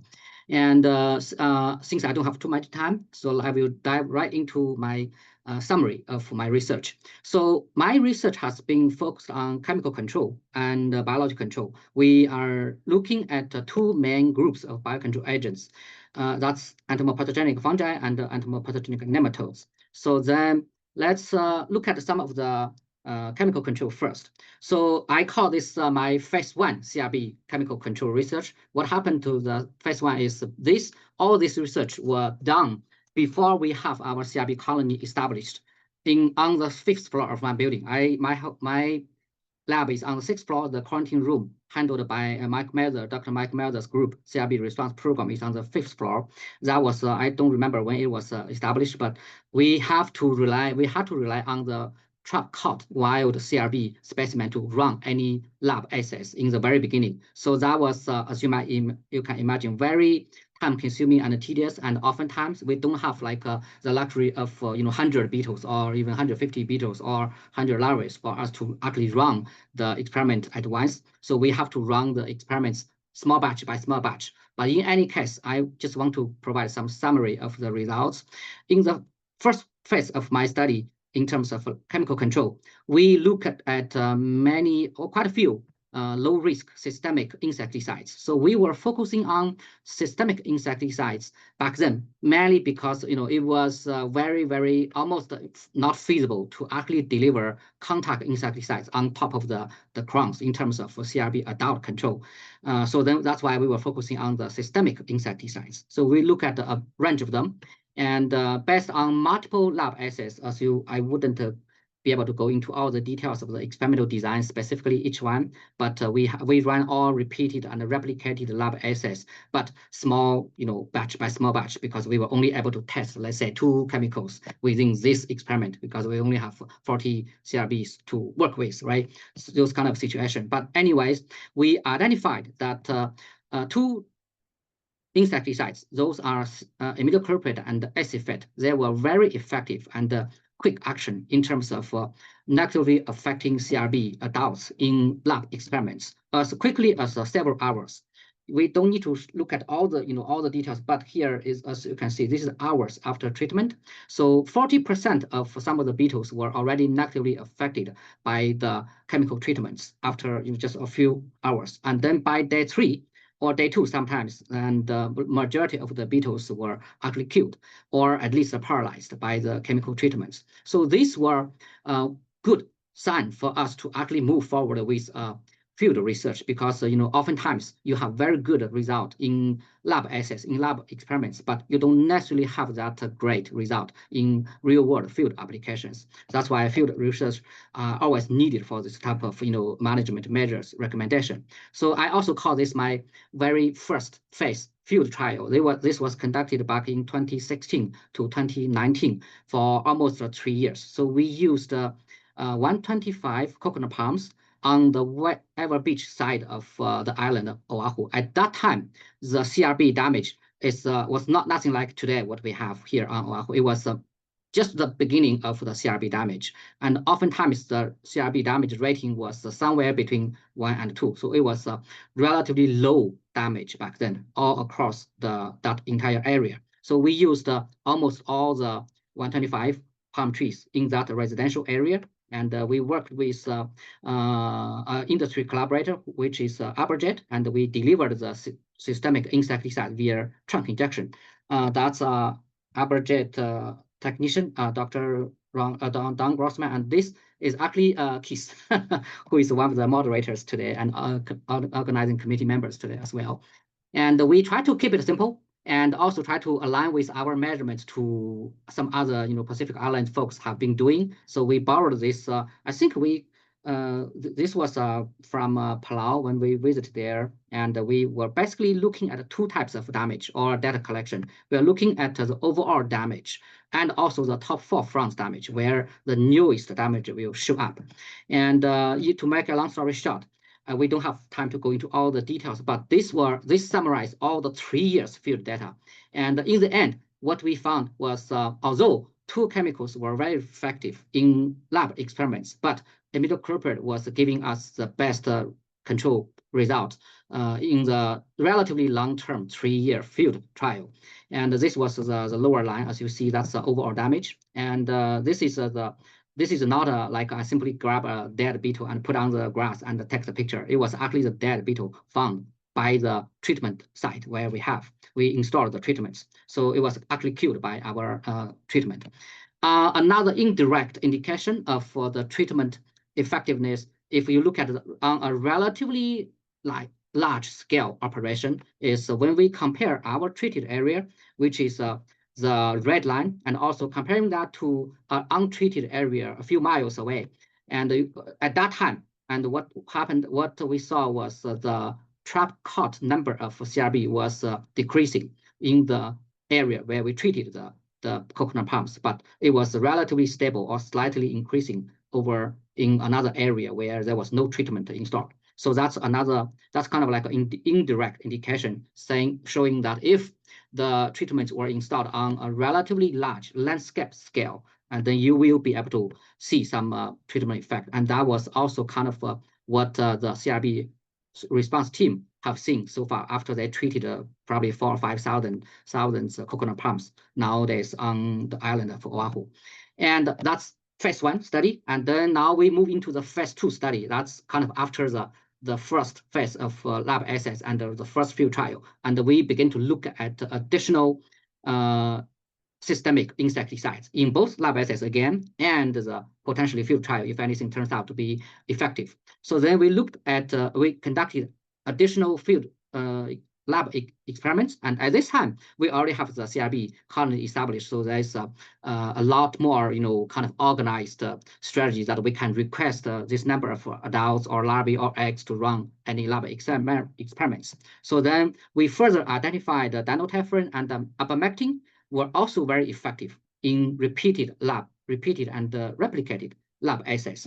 So then moving from those second phase lab assays, we installed the second field trial at a golf course on the Ever Beach side, on Waipahu side, closely related to the Ever Beach side as well. And this was a Ted McLennan golf course. This experiment was conducted for almost 3 years, maybe 2.5 years, roughly.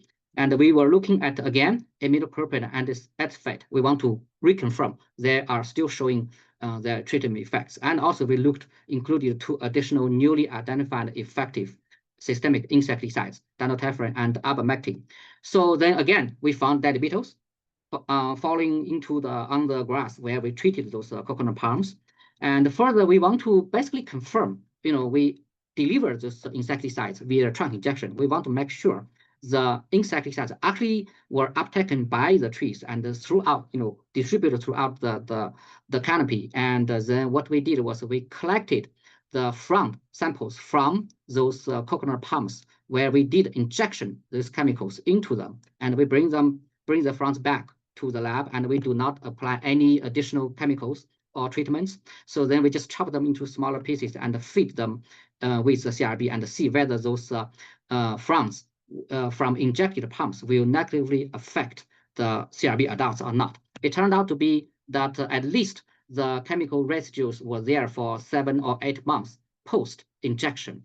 And this kind of was the baseline supporting that currently if you manage CRB using the trunk injection of a systemic insecticide, that's basically every year you try to re-inject. So it's not like that. It's not like the only way you need to do, but this is only the 1 tool in the box that can help with suppression of the CRB population. So for biological control, we mainly looked at 2 groups of biological control: entomopathogenic nematodes and entomopathogenic fungi. For this, even for commercial available nematodes, and we were not allowed easily to order or to bring in those commercial nematodes into Hawaii for research purpose or for testing. So what we planned, what we were doing was basically kind of time consuming and tedious. Basically, we collected extract locally occurring strains for both the nematodes and the fungi. And the idea was relatively straightforward. If we found some local isolates or local strains that were very effective, against CRB larvae, and we might, make them available to local stakeholders, nursery owners or landscapers or arborists or whoever needs to manage CRB on their farms. And that was the initial idea of this locally collecting the biocontrol agents and screen them one by one, and then found out what are available, what are effective, what are not so effective, those kind of things, right? So then we collected multiple isolates of entomopathogenic nematodes. So this was my postdoc who was handling this project. We collected nematodes from various multiple parts of the island, and we isolate them and bed them using the mealworm and basically testing them against the CRB larvae and to see whether they were effective or not. There were some mortality caused by the nematodes. However, we did not find very virulent isolates of nematodes from our local collections. So the best mortality we found was about 30%. So which is, if you only have 30% mortality in lab experiments, it's not going to work very well, very likely. In the field conditions, real world applications. That's why we did not spend too much effort on the nematodes anymore, but we had a much better result coming from the entomopathogenic fungi side. As both of the two speakers, earlier mentioned that Metarhizium species have been relatively widely used for CRB control, in addition to nudivirus, to some local, smaller scale, right? But in our case, we also found Bavaria and Metarhizium isolates. We found 60, we isolate 60 roughly of them from different locations, and we ran a screening test from the all of them, and we found about 15 of them were giving us over 60% mortality, and we further refined the tests and found out there were like 4 strains of them giving us over 80% CRB mortality in lab assays, and all of them turned out to be Metarhizium anisepal. So then that's, although they're coming out, they're being collected in different locations, and we call them different isolates, but they are essentially the same species.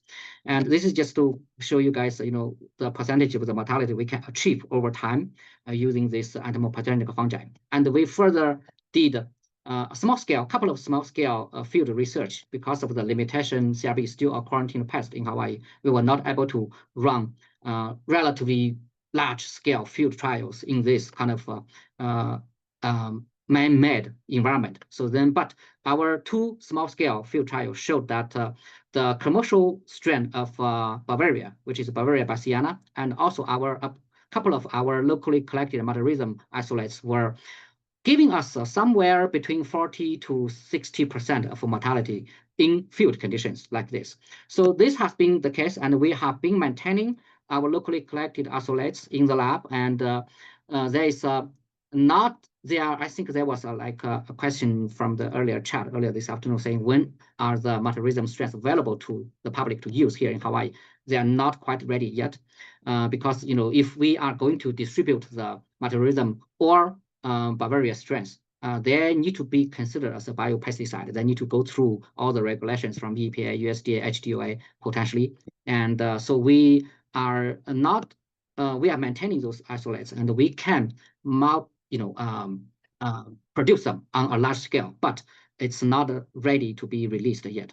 So those are my former research, and currently we are running a field research looking at 3 new systemic insecticides and also another biopesticide on Hawaii in collaboration with the National Tropical Botanic Garden. We just did the treatment back in August, and we're going to go there later this month to look at the damage reduction. Hopefully there is already showing something in terms of the new treatments, because of some of the treatments are potentially going to be phased out in the next, in the next 5 or 10 years, or going to be limited use. So then we are looking at alternative new treatment strategies as well.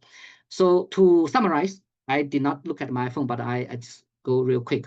And in our multiple lab assays and the field trials, and what come to top in terms of chemical control is imidacloprid delivered via trunk injection. So the current recommendation is we recommend folks to re-inject the treatment every year on an annual basis. And we also identified multiple locally collected fungal strains that are effective against CRB in lab settings and also to some extent in small scale field trials. So there are several new things coming up from my lab in terms of CRB research.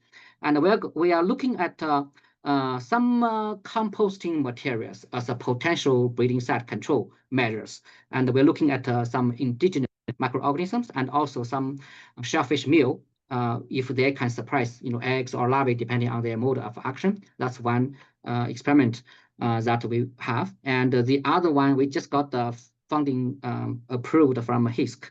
We'll be looking at electric field technology in terms of CRB control, both at the that is great stuff, but we gotta wrap it up. So you have so much going on. It's so exciting. I love this it. Last slide, yeah. And the breeding site control and inside pumps, and also biological control agent exploration in CRB native range. Disclaimer, I mentioned the chemical names. I just want to mention that, and also acknowledgement for funding agencies and former students and postdoc and also collaborators. Sorry if I went too much over, but yeah. You just have too many projects, so many projects, and we want to know about all of them. So it's great. Thank you so much. I really appreciate all the work that you and your lab do. We're going to move on to the next presenter, but if folks would like to ask Cheng questions, because I'm sure you have a lot, please use that Q&A, and hopefully you can jump in there and start answering those questions using the Q&A. That would be great. I try.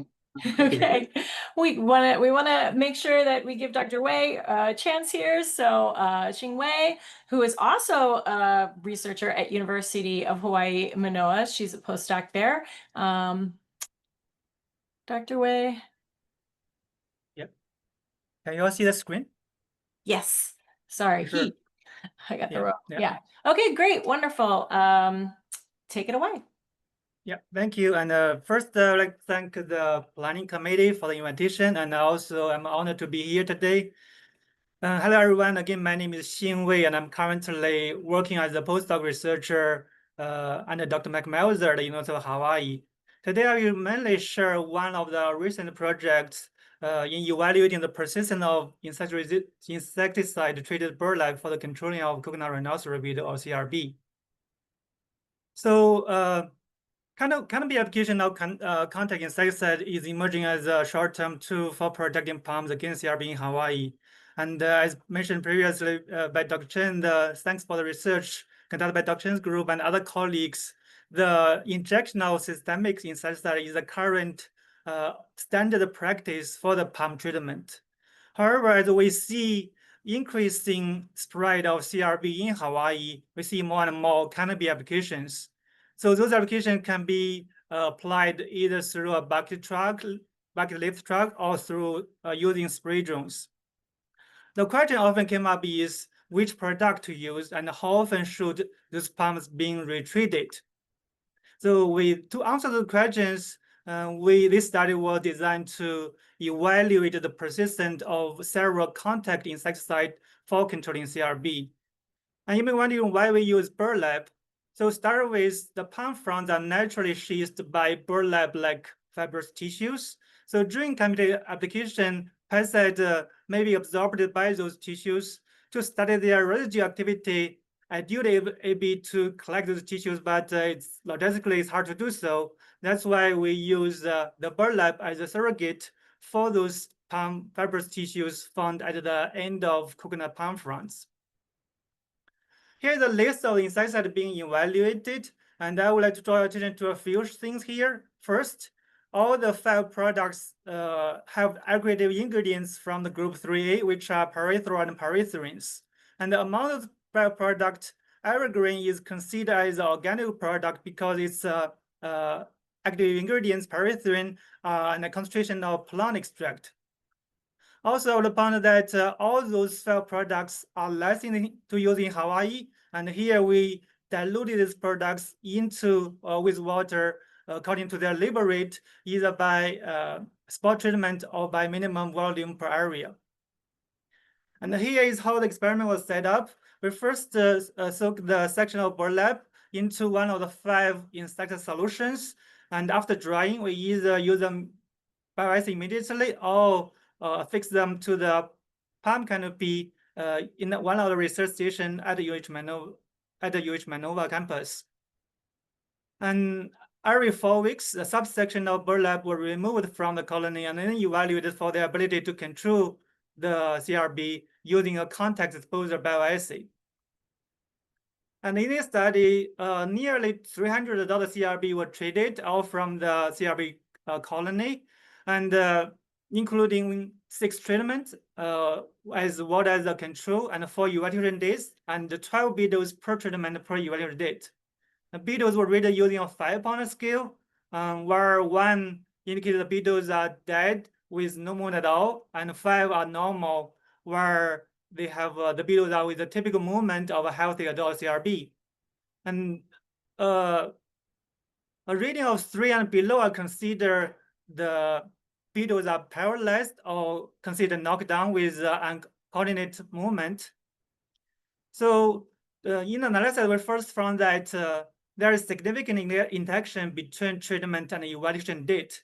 And then we decided to analyze those 2 factors separately. So we first compared the efficacy of insecticide treatment by each evaluation date, and we found that the pyrethroids are more effective than the pyrethrins in controlling CRB. And here is how the graph was formatted, and X is treatment, while the adult CRB readings, and each panel represents 1 evaluation date. If you look closer, the different letters within each panel means for statistical difference, significant difference. Well, we found that regardless evaluation date, all the systemic pyrethroids have significantly lower readings, indicating they are more effective as compared with the water and evergreen. Well, there is no set difference between water and evergreen. But if you look at just for day 1, all the readings for evergreen are 3 and below, means they have some knockdown activity by this product. However, move on to the 28 days after treatment, the readings for the evergreen was similar to the water. That means its efficacy decreased. But if you look at all the synthetic pyrethroid, they are all rated 2 and below, means those beetles are severely paralyzed after contact with those chemicals. And to determine how long those treated burlap can stay effective, they compared the readings across different evaluation days within each treatment. I found that the pyrethroid retained toxicity while pyrethrin didn't. So here each panel represents each treatment. If you look at the panel B for the evergreen, we found a significant increase of readings starting 28 days after treatment, which means this product loses its effectiveness within the first month after treatment. Well, in comparison, if you look at panel C, for one of the systemic pyrethroid, all the readings, there's no significant difference, meaning this chemical stay effective in controlling CRB. And to summarize this pesticide resistance trial, first we found that the burlap treated synthetic pyrethroid were more effective in controlling CRB than organic pyrethrins. Second, the synthetic pyrethroid insecticide, including cypermethrin, deltamethrin, lambda-cyclothrin, and zeta-cypermethrin, retains toxicity against CRB during the experiment time, which is 12 weeks here, but not for the pyrethrin. And this study also suggests the insecticide-treated burlap has the potential to serve as an alternative approach for the application of contact insecticide for protecting palm canopies against CRB. And here I would like to emphasize that insecticide-treated burlap is currently not an approved method, and it cannot be used for CRB control at this time because it's not on the label. However, we do have ongoing efforts for the validation work. First, there is a special local needs labeling requests are currently under review, and we're also working with the CRB extension team to conduct a field trial to validate its effectiveness for the CRB control.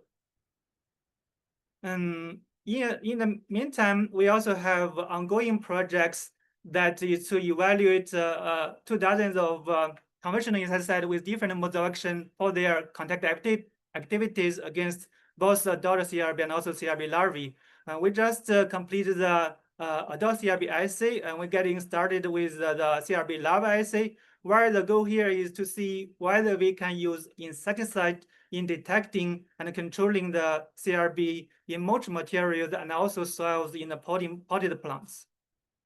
And in the future, we are also interested in testing more organic products for the control of CRB. And with that, I'd like to thank the member in the Agri-Security Lab and also CRB response team for their technical support. And also would like to thank for the support from the Hawaii Department of Agriculture and Biosecurity and the CSIRO extension team.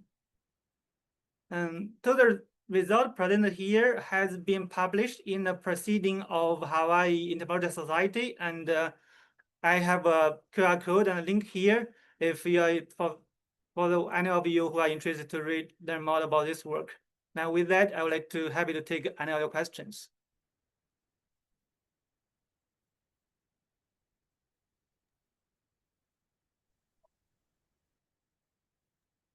If folks have any questions for Dr. Wei?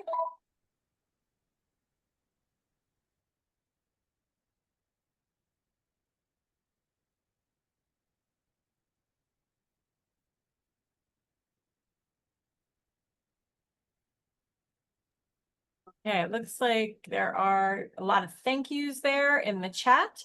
And then, of course, we do have some Q&As that I think are still left over from Dr. Cheng's session. So if you could take a look at those, if folks have questions, go ahead and put them in that Q&A. Thank you so much, Dr. Wei. This is a very exciting product that we are looking forward to having to be able to help our community because it is non-invasive to the tree. And we really hope that we're going to have that available soon for those that want to protect their trees without a systemic. Okay. Yeah, sure. Thank you. Yeah, thank you. Yeah, we have a little extra time. So perfect. I'm going to move on to our next presenter, Adriana Dupriest, who is a graduate assistant at University of Hawaii at Manoa. Adri, do you have your presentation ready to go? Yeah, I can share it now. Is it okay? Yep, that'd be great. Okay. Thank you. Sorry. That's okay. It's very large at this point. Can you see my screen? Beautiful. Or the slides? It Yep. works? Yep. Okay, cool. Okay. Hello everyone. I'm Adriana Dupriest. I'm a master's student in Dr. Meltzer's lab, and today I'm going to be sharing with you some stuff I've been working on, a multifaceted approach to biocontrol of Oryctes rhinoceros. So this is like a general outline of what I'm going to be talking about. So I'll just introduce the overall goal of the projects that I'm working on, and then go into more depth on the rationale and the current progress made, and then discuss future directions for both, and then show references and take questions. So the overall goal for the project is to establish a viral biocontrol program for long-term management of CRB in Hawaii. And I'm going to be discussing the essential components for getting the framework going.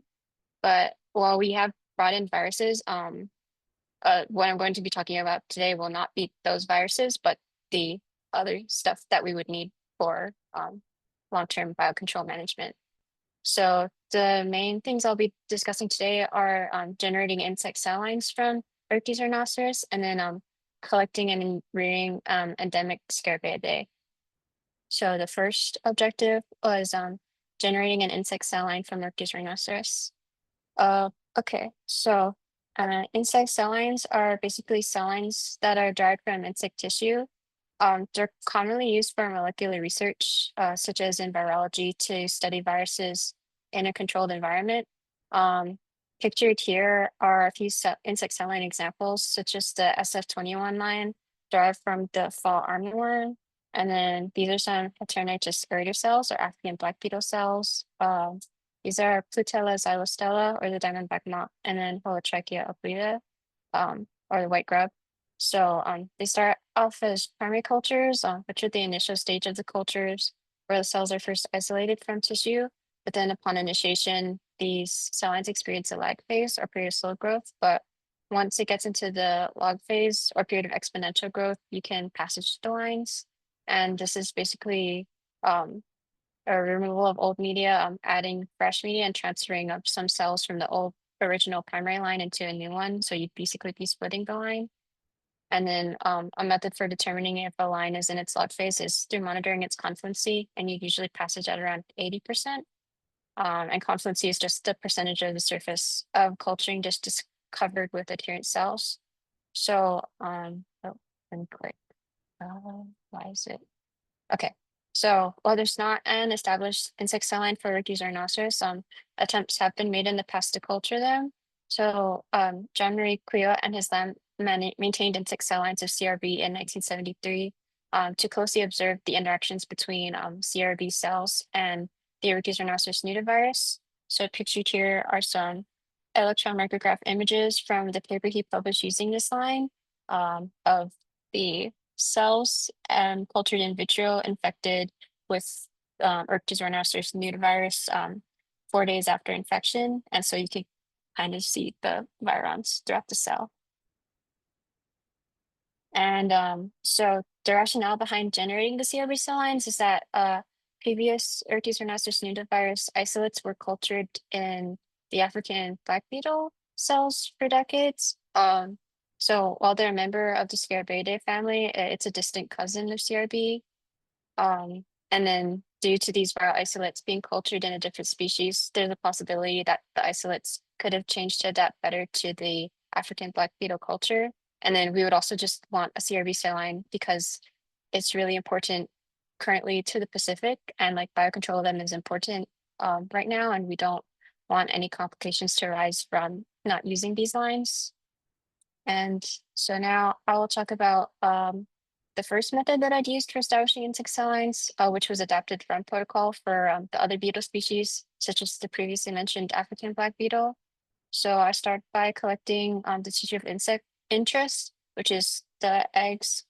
Then I would sterilize the tissue in bleach, and then afterwards I would gently mince the tissue and cut it into pieces using a scalpel and a standing drop of Schneider's Drosophila media, and then transfer that standing drop of minced tissue into a nest flask with media, and then incubate it at 28 degrees Celsius, and then add media 24 to 48 hours after initially starting the line, and then monitoring them and adding more media once a week. So these are some of my first results from the original lines that I had worked on. And so this is the first primary line imaged at 6 months, which didn't had really low confluency in small cells. And then this is a primary line started in January, and then at 4 months where the cells looked healthier. And then, but these are some cells passage from the January line. They're really small and had low confluency at 3 months. So I had issues with timing the passaging of the lines. So I wanted to test different methods for optimizing the protocol and seeing if I could get a better result for that. So this is my updated method, which was adapted from the previous method. But I'd start by isolating the eggs and then sterilizing them individually in a separate tube in bleach, and then I'll discard the bleach and replace it with insect media, and then just use the pipette tip to pop the egg in media and then mix it, and then disperse individual egg mixtures into deculturing plates with the media of choice, and then allow it to incubate overnight, and then add small amounts of media 24 to 48 hours after, and then again incubating at that 27 degrees. And so I tried different amounts of treatment times in bleach and found that 10 to 15 minutes in bleach works best for the media color changes, which were likely a result of fungal contamination. And then it also worked best for cell growth. I tested differences between the amount of washes after bleaching with media and found that there wasn't really a difference in the rate of contamination or the cell growth between 1 wash and 3 washes. Then I tested 2 of the promising antibiotics because I'd ran a test previously with 5 different antibiotics and found that gentamicin and streptomycin worked best. And I found that the streptomycin and gentamicin combination worked best for contamination after 72 hours. And this is just a summary of the optimization results. So I'd also tested like white eggs versus the more brown eggs, and then the white eggs exhibited growth while none of the brown eggs did.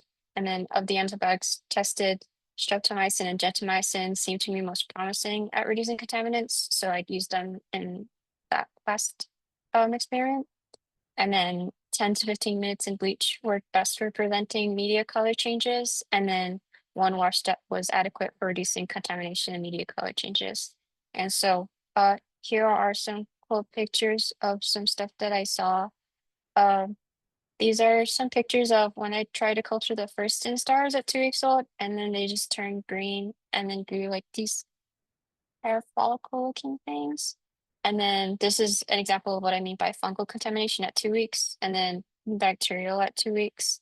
And then these are some cells from an egg line at 2 weeks, and then some cells I caught dividing after 24 hours. And so the next steps would be trying different tissue sources. So revisiting the first instars, testing small eggs because the eggs I've been using have been ones that are about to hatch, and then trying female reproductive tissue. I'm also going to be testing different media with those same antibiotic combinations and comparing the growth rates and confluency between them, which I'm currently analyzing data for. And then I'm going to be trying to determine when the log phase growth occurs and then looking at long-term storage strategies. So the other objective was host range testing, so collecting and rearing endemic Scarabaeidae. So another important hurdle for the development of a long-term biocontrol strategy is host range testing, which involves testing of a biological control agent if it'll have detrimental impacts on species that we aren't trying to target. So this involves testing the host range on native species or beneficial species that have been introduced, especially native species that are threatened or endangered, as they're a major conservation concern. And so the criteria for selection include phylogenetic similarities and the inclusion of threatened species, even those that aren't necessarily closely related. And it's also important to note that the Oryctes Rhinoceros nudivirus is known to infect more than just CRB, as it has been reported to infect and cause disease in the Korean horned beetle. And yeah, so pictured here are beetles from the Pterocyclus genus.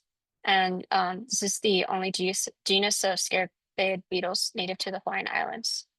So the Pterocyclus genus is composed of flightless Hawaii stag beetles. There are a total of 5 Kauai Pterocyclus species, and they're endemic to Kauai's high elevation koa forests, and the adults and larvae inhabit decaying koa logs.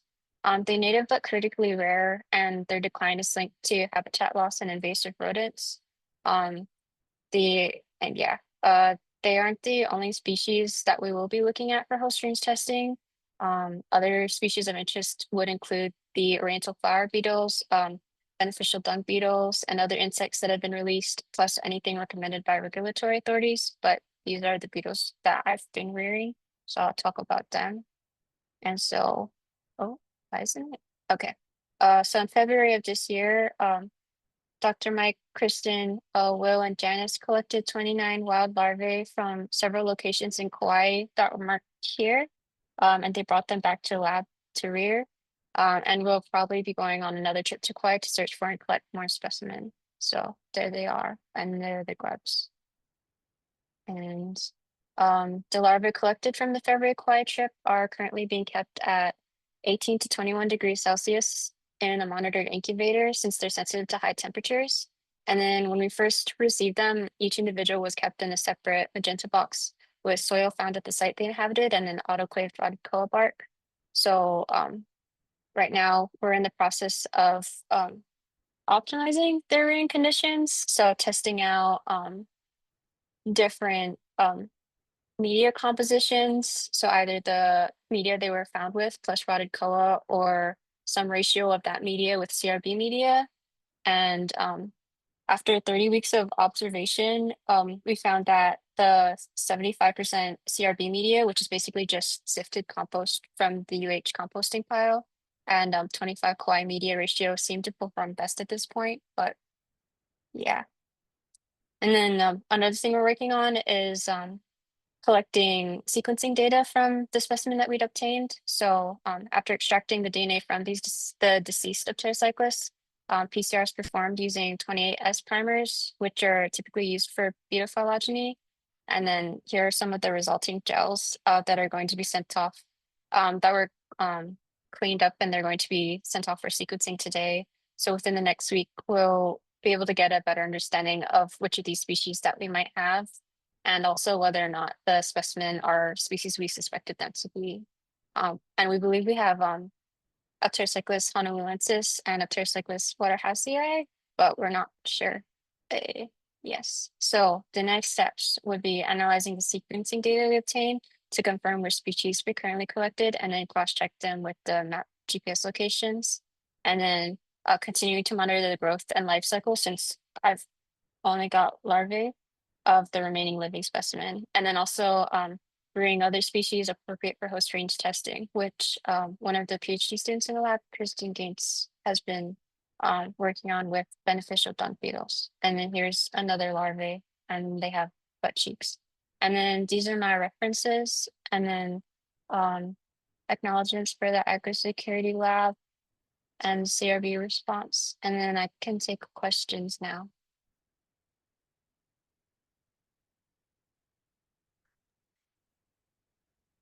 That was a wonderful presentation. I love it because it's such an important aspect of biological control research that doesn't often, people assume, oh, did you check everything? And you guys are doing the work to make sure that we're not going to harm any other of our native species with our biocontrols that we do need. So thank you so much for doing this work. Thank you. Okay. Looking at the Q&A and still jumping back and forth to the chat. Hopefully folks are using the Q&A to answer questions. I do have someone's asking, how many individuals did you collect? Oh, it was 29 live individuals. And right now I think I'm down to 10. Oh no. I know, but they're still going. It's okay. That's insects for you. Only larvae, or did you get adults, both adults and larvae? They're only larvae originally collected, but hopefully when we go back, there will be adults too. And they take like a really long time to start pupating. So yeah, but it's okay. And so how many endemic species total do you have to have a rear and collect in order to do effective biocontrol testing? That's actually a good question that I don't know the answer to off the top of my head. I'm sorry. No, that's okay. But yes, it is a great question. And remember that Audrey's a student, so she is in good hands with her advisors, right? Yes. Okay. We're getting a lot of love there for your presentation. So thank you so much. With that, I'm going to turn it over to Dr. Mike Melzer, who will take us into the next session. All right, thank you very much, everybody, for sticking around. So yeah, we're moving up the schedule a little bit. And so we're moving into session number 2, which deals with biological control. So, something we've been talking about previously, as well as surveillance. So we've got 4 talks from 2 different speakers. And so both of them coming from ag research in New Zealand. And so I'd first like to introduce Dr. Sean Marshall, who's a senior scientist with ag research in New Zealand, and he'll be talking about genetic diversity of coconut rhinoceros beetle. I'll pass it over to Sean. Great. Thank you, Mike. Sorry, I'm in a different place, so the screens are all mixed up, so I'm just having to work out which screen is going to come up.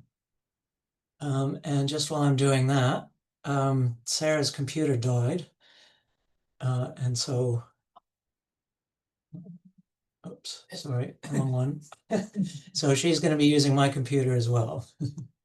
Right. Now, oh, hang on. Okay. This is different than the tech. Can you see which screen are you seeing, I should ask? We're seeing your desktop, so with the minimized version. Right, oops. So if we go here, sorry, I just have to switch screens. And of course that's disappeared. Just stop sharing and try again. Yeah. So it was working perfectly, everybody, before. Right, I'll try again. Maybe put that over on that screen. Yeah. And we'll go here. It was working perfectly.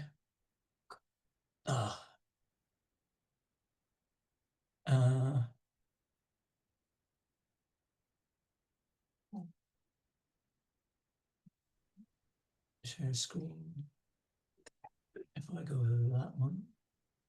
Yeah, at the bottom, Sean. Right. Yep. Right. Yep. How is that? Perfect. Is that better? Perfect. Yes, perfect. Thank you, Sean. Okay. Yes. Apologies, everybody. Yes, so I'm presenting this on behalf of quite a large number of people that have been involved in this over a number of years. And yeah, without further ado, so this is going to be about the genetic diversity of the coconut rhinoceros beetle, just a bit of an update on what we're finding. Right, now I just have to find my pointer. Right, so there's been quite a lot of introduction already, so I won't spend too much time on this slide here. And but other than just to remind everybody that there's been multiple waves of CRB invasion into the Pacific across the 20th and 21st century. And at the moment, we're in the 21st century, and there's been several. Oh, actually, you're probably seeing this as well.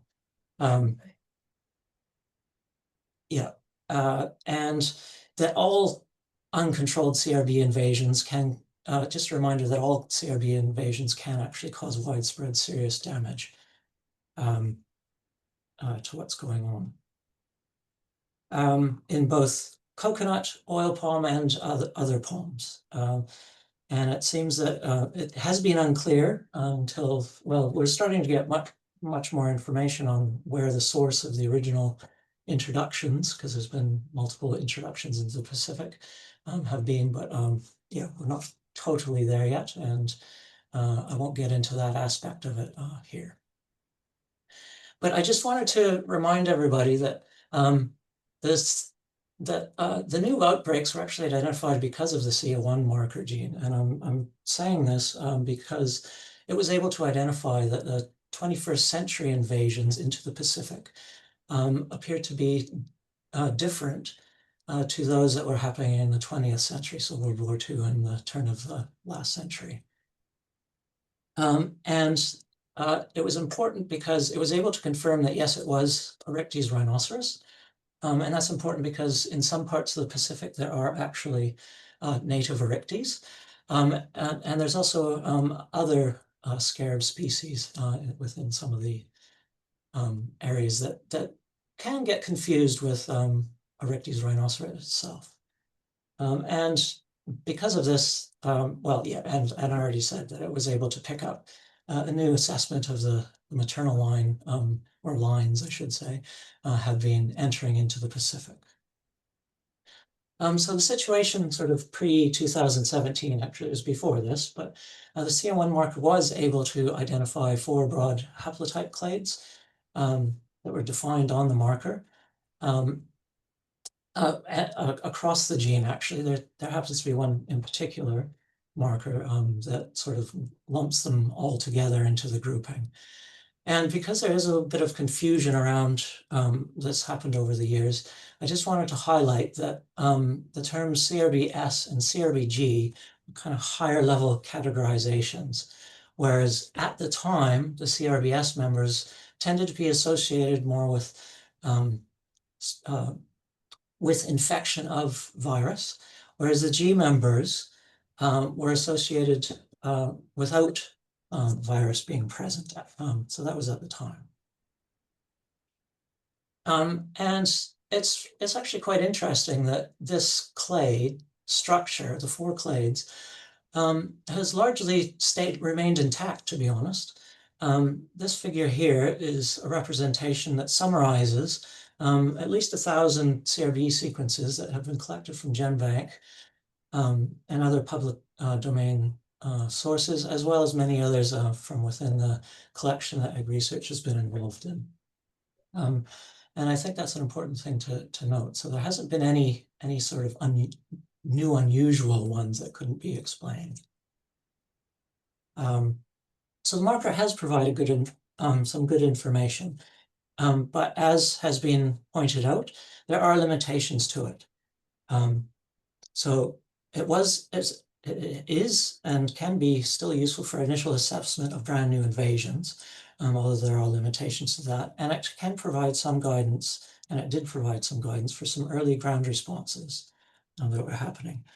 But in terms of the limitations, it is a maternal gene, it's only a single gene, and so you have to take things or realize that it should be used as a generalization, and it was never intended to be the definitive marker forever.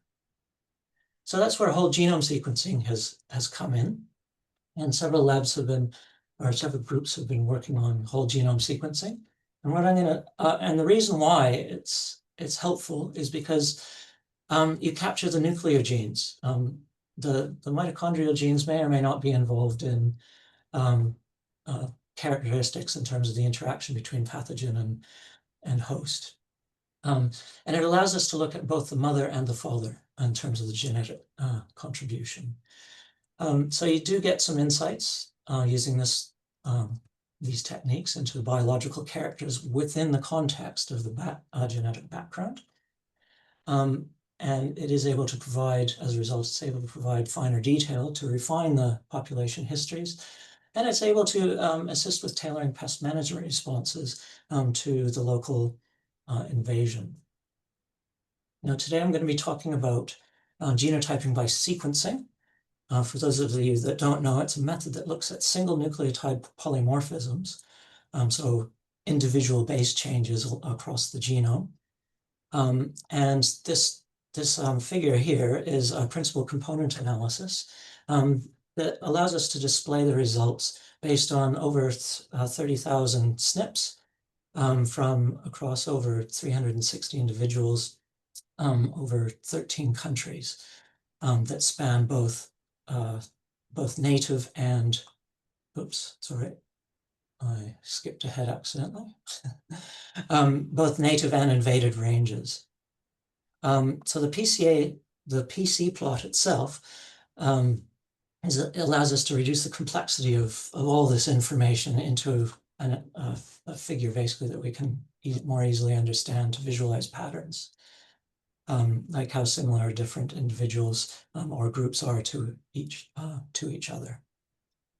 Each point relates to a single specimen, and the axes, I should point out, if I can find my fork, represent the total variation that is explained across that particular dimension. So in this figure, 49% of the variation explained across this dimension, and here 24% is in this dimension. And if we add in other dimensions, actually we just have to add in a third dimension, you get over 90% of the total variation in the data set being explained. Right, so this is able to provide us with quite a bit greater resolution. Now, this slide here, I've just overlaid the CO1-based clades onto this just for comparison with the whole genome sequence survey, basically, that's happened with the SNPs. Because it highlights a general association between ancestral maternal lineages and the current situation with the refinements that the GBS can provide us. And from this, you can see that specimens collected from different countries have varying levels of explained variation between each other. So for example, in Polynesia, which is down in this quadrant here, the level of variation remains quite close. But it does differ from other parts of the Pacific. So Melanesia, Micronesia, sort of, which are represented in these clusters here. I'm not going to go into the detail because I don't have time in terms of picking out specific questions. But I did want to dive into one particular example to give you a little bit of information as to how you can use this. So looking at Papua New Guinea, this is a subset, just looking at Papua New Guinea itself. And from here, you can see that there are kind of, I'll say, three main quadrants that you can see where the clustering happens. So it's actually quite a complex situation as to what's going on in CRB. And what's that telling us is that there's been at least 3 different introductions. There could be more, but based on the CO1, there appeared to be 3, and the GBS suggests that there was at least three introductions, and you might be able to split these into other introductions, but that's more detail than we need to go into for here. The numbers represent different locations within Papua New Guinea.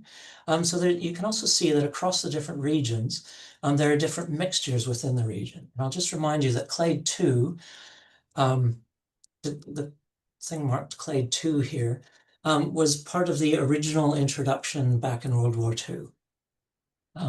Whereas the 2 different clade 1s, clade 1A and B, are much more recent introductions. And so what you can see is that there are still some areas where the mixing hasn't occurred yet, and whether that's because the beetles haven't actually moved from location 2 into location 1, just as an example. Or it could be that it's because it's relatively new introductions, you're seeing basically the early stages of the hybridization that you would get when different populations start to meet. And what I really want to, why I'm highlighting this is because it's important. The genetic analysis is really important to start to understand why we're seeing some of the differences within the responses to some of the challenges that we've had with different isolates. And we have actually used not just the cell culture lines that have been, that were talked about earlier, but also actually in-field observations and using fresh macerate. And Sarah's going to be presenting that in the next talk to get into a little bit more of that. But it's really important that we rely on all the tools, I think, from histology to visual, the PCR and DNA analysis, as well as including field and empirical data when we're trying to interpret actually what's going on. So with that, I'll stop. Oh, no, sorry. No, there is one more. Oops, was that? I skipped over one. With that, I'll stop, but I just wanted to remind everybody that the 4 main pillars of CRB management that have been established remain key, and what we're doing is we're trying to update them so that we can deal with the new invading populations. And just keep in mind that the overall goal is to reproduce the success achieved in last century. And overall, the long-term outcome is really to ensure the future of livelihoods, food security, and cultures by protecting the tree of life. So with that, thank you very much. And there are many people to thank, but I'll let you read the slide here, and we'll, I'll end it there. So I might have to stop sharing now. Ex- Because I can't Excellent. see everybody. Well, Yeah. thank you very much, Sean, for that. Yeah, I think Yeah. we probably are pretty much on time, but since maybe would it be okay for you and Sarah to answer questions at the end of the session, or especially if we have a little bit of time? Yep, that would be fine. Otherwise, you could always work the question and answer room for any questions. And Sorry, there's look. Sarah. Oh, There she is. Yeah, as I said, her computer just made it up the mountain with you. Excellent. Right.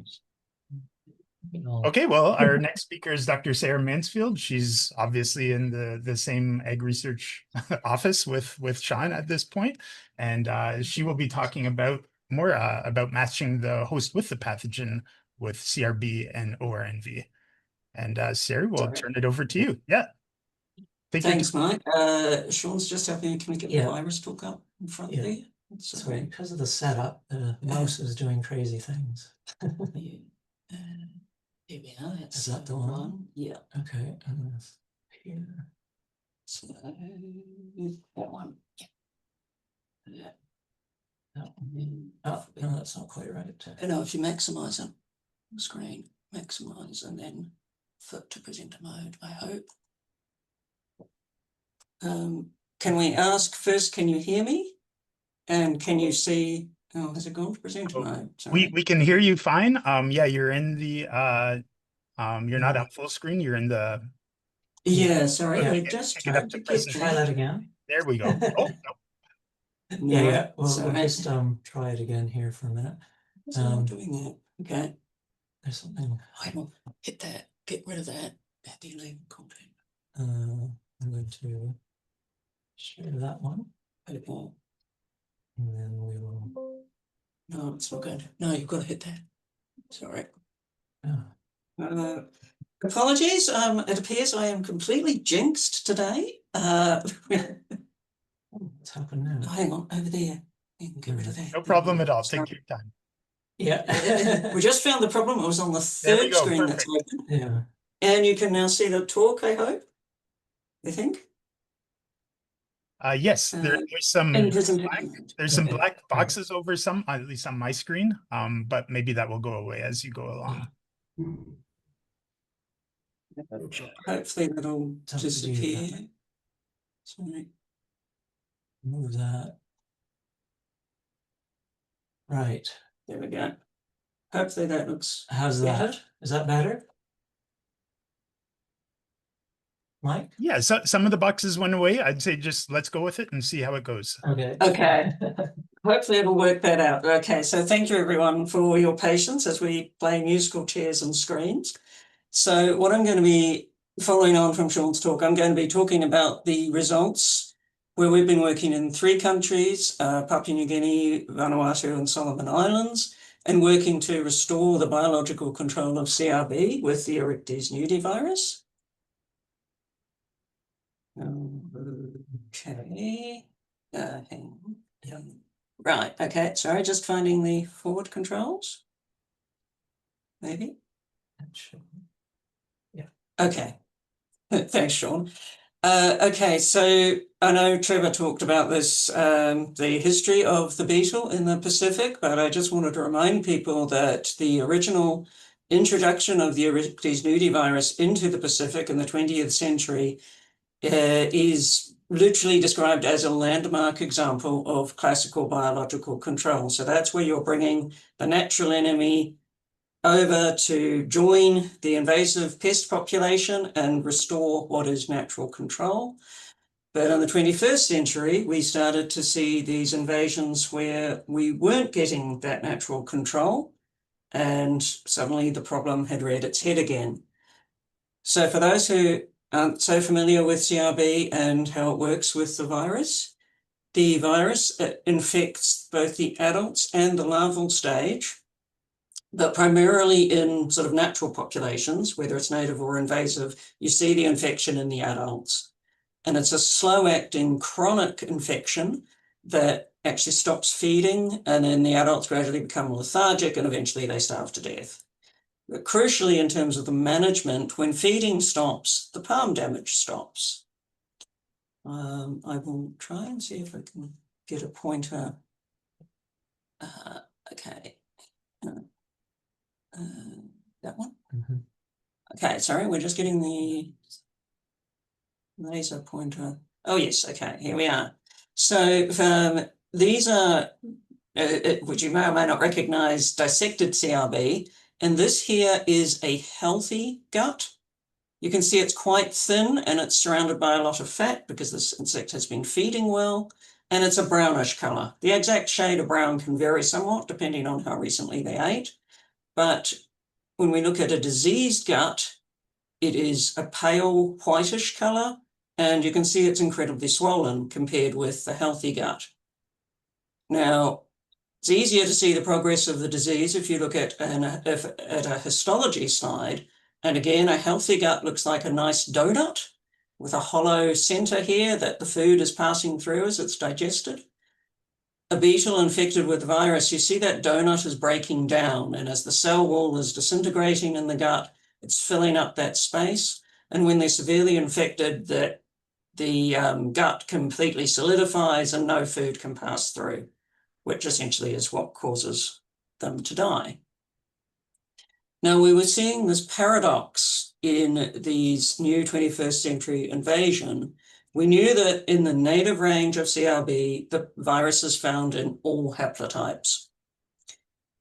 But the historic virus isolates, which were already present in the Pacific, were tested against some of these new invasive populations, and they weren't working. They weren't establishing infection. So we sort of developed a series of linked hypotheses to explain what we thought was going on, which is that these new invasions were originating from a different part or parts of the native range to the historic 20th century invasions.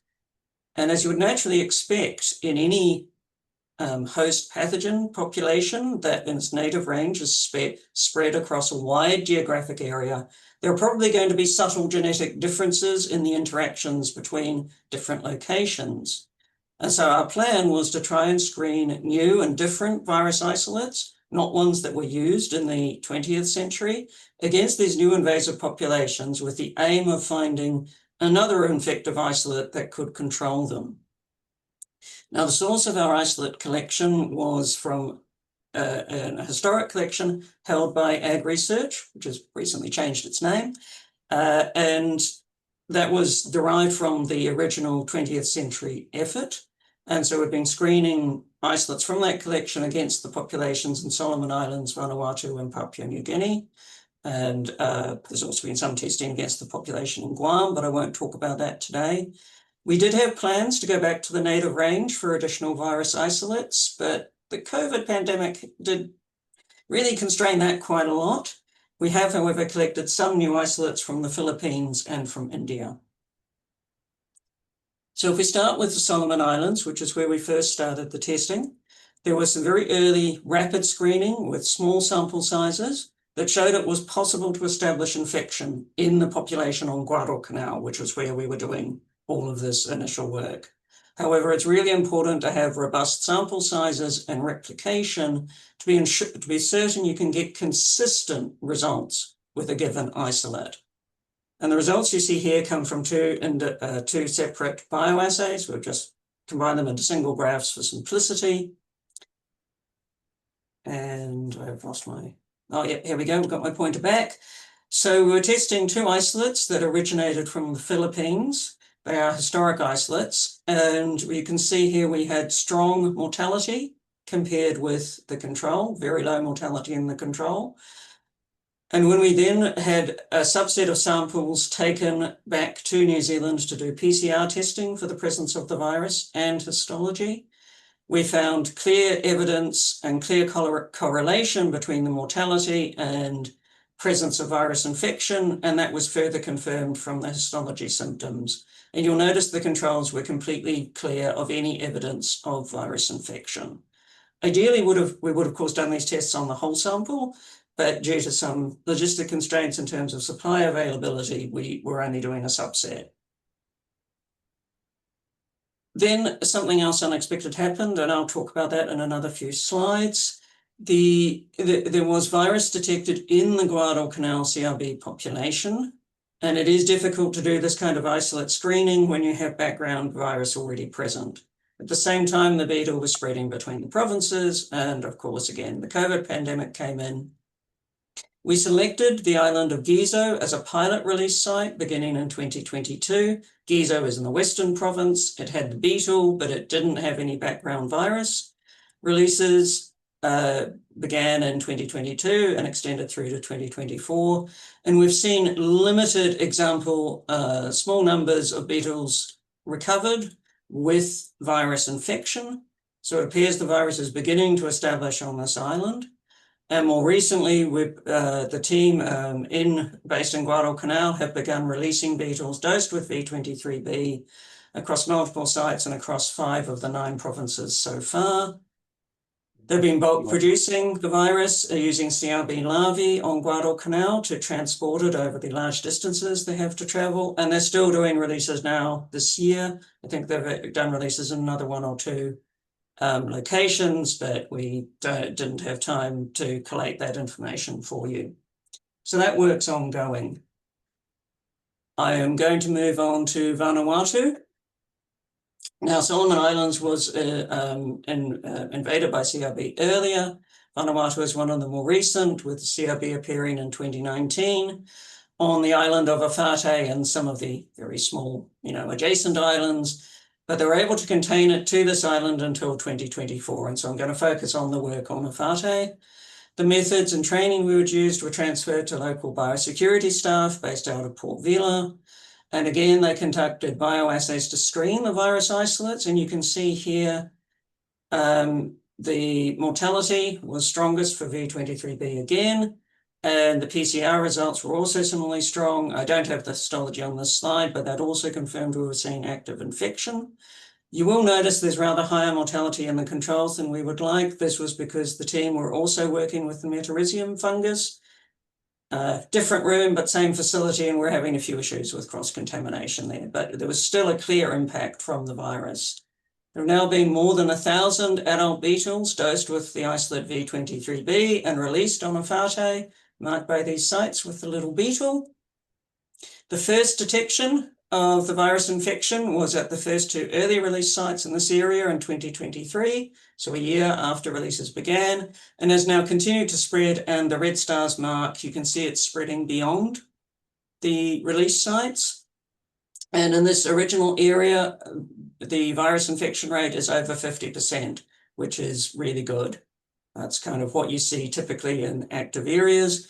And from 2024, we've begun to see localized patches of palm recovery. It's a lovely example here of a young, healthy palm, but it's not yet widespread. There's still substantial areas of damage. And unfortunately, there's large areas of abandoned plantations with dead palms in this original release area.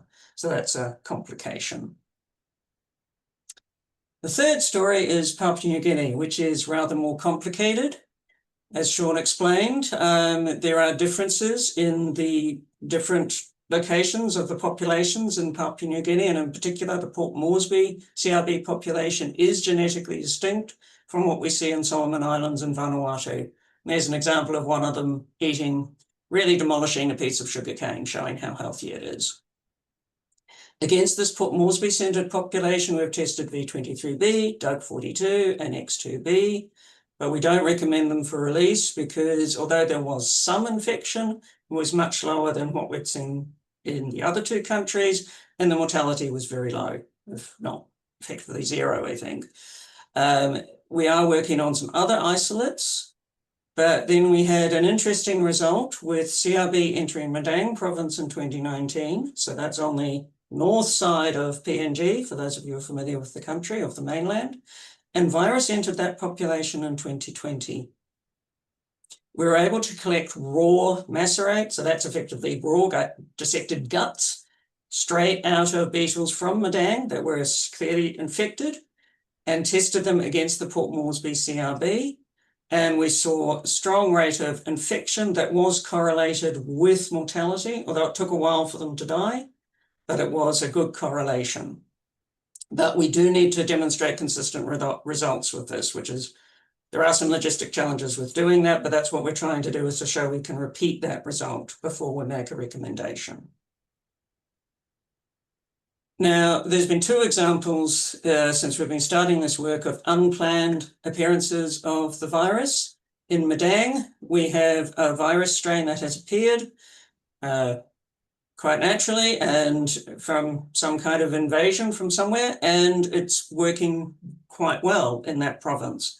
We're seeing often more than 70% infection. The virus is steadily spreading and kind of tracking a bit behind the beetle invasion front, but it has acted to greatly preserve the health of the coconut palms, as you can see in this picture, as well as perhaps showing potential for control of that difficult population centred on Port Moresby. We have the opposite picture with the unexpected appearance of virus in the background on Guadalcanal. Genetically, this is consistent with isolate S2A from our historic collection.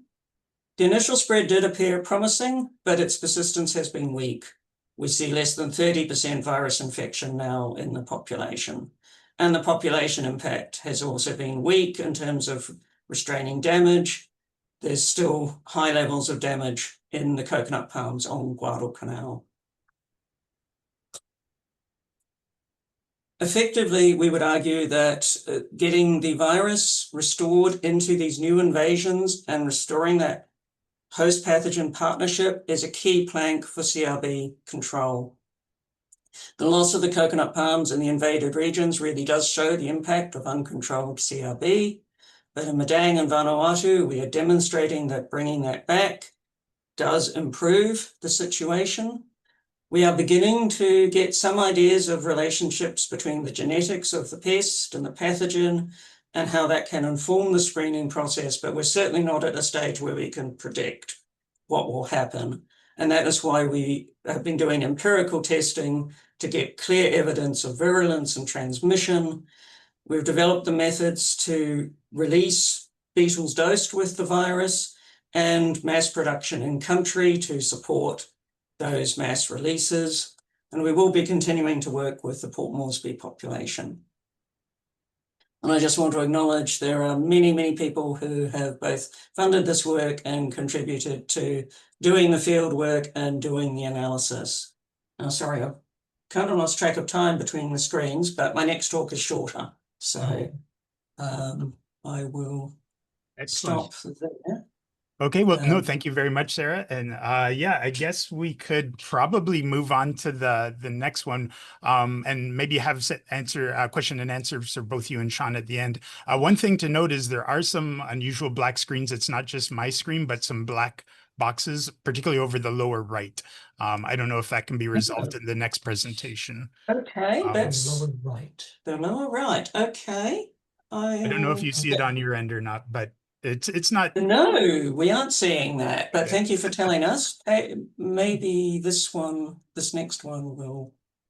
But it almost looks like it's on your desktop, because we see it now on your desktop. It's covering the lower right, maybe 1/10 of the screen. This is really strange. Okay. Hang on. Can we reach the stop share? I can't get the answer backward. Right. Okay. Sorry, we're trying to get the mouse on the right screen to stop sharing. Now, how do you do this, Sean? I've asked my co-pilot to help. I worked it out eventually through my other talk. So that we can we'll stop the share and then try and sharing. Yeah, some folks are suggesting it might be part of the Zoom, so we can't see it, but it might be part of your participants or something else. So maybe when you go on, you can try and minimize any of the Zoom windows that are open. And thank you, Josh and Patrick, for pointing that out. Yes, thank you those for the suggestions. So yes, that's the right presentation. That's the right correct one. Maybe if you maximize it on that screen might help.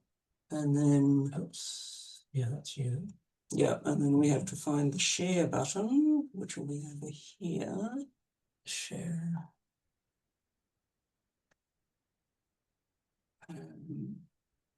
Do we want to try screen 2 and get it into presentation mode? But that didn't work last time, did it? Maybe we'll try it again and see. Try this again. Right. So which screen are you seeing? Are you seeing a blue sky No, we're seeing Okay. we're seeing in not in presentation mode. We're seeing your PowerPoint file with Right, that the says preview. use pheromones. But the Right. black boxes are gone, so hopefully that Oh, that's solves the interesting. problem. Move that. See if you can get it into That's interesting. presentation mode. Okay. Anyways, Right. yeah. So So well, that one- I'll open this one. So again, well, it's a Dr. Sarah Mansfield who will be presenting her next talk, and this is more on the pheromone side of thing, and same affiliation as before. She hasn't changed since her last presentation. Right. Let's talk. So are you seeing Presentation the mode? presentation mode or Nope. the slide? We're seeing not presentation mode. Okay, well, Right. maybe we try to change the share window. Can we? Yeah, can we try changing to that one? Sorry. Right. No. Okay, we're going to have to stop share, I think. I need Right. to start it and try again. Oh, hang on. Where are we here? No. No. Oh. Right. Sorry. I don't know what's going on today with our computers, but right. So if we stop share. Yeah, maybe we try getting that in presentation mode and then try the share again.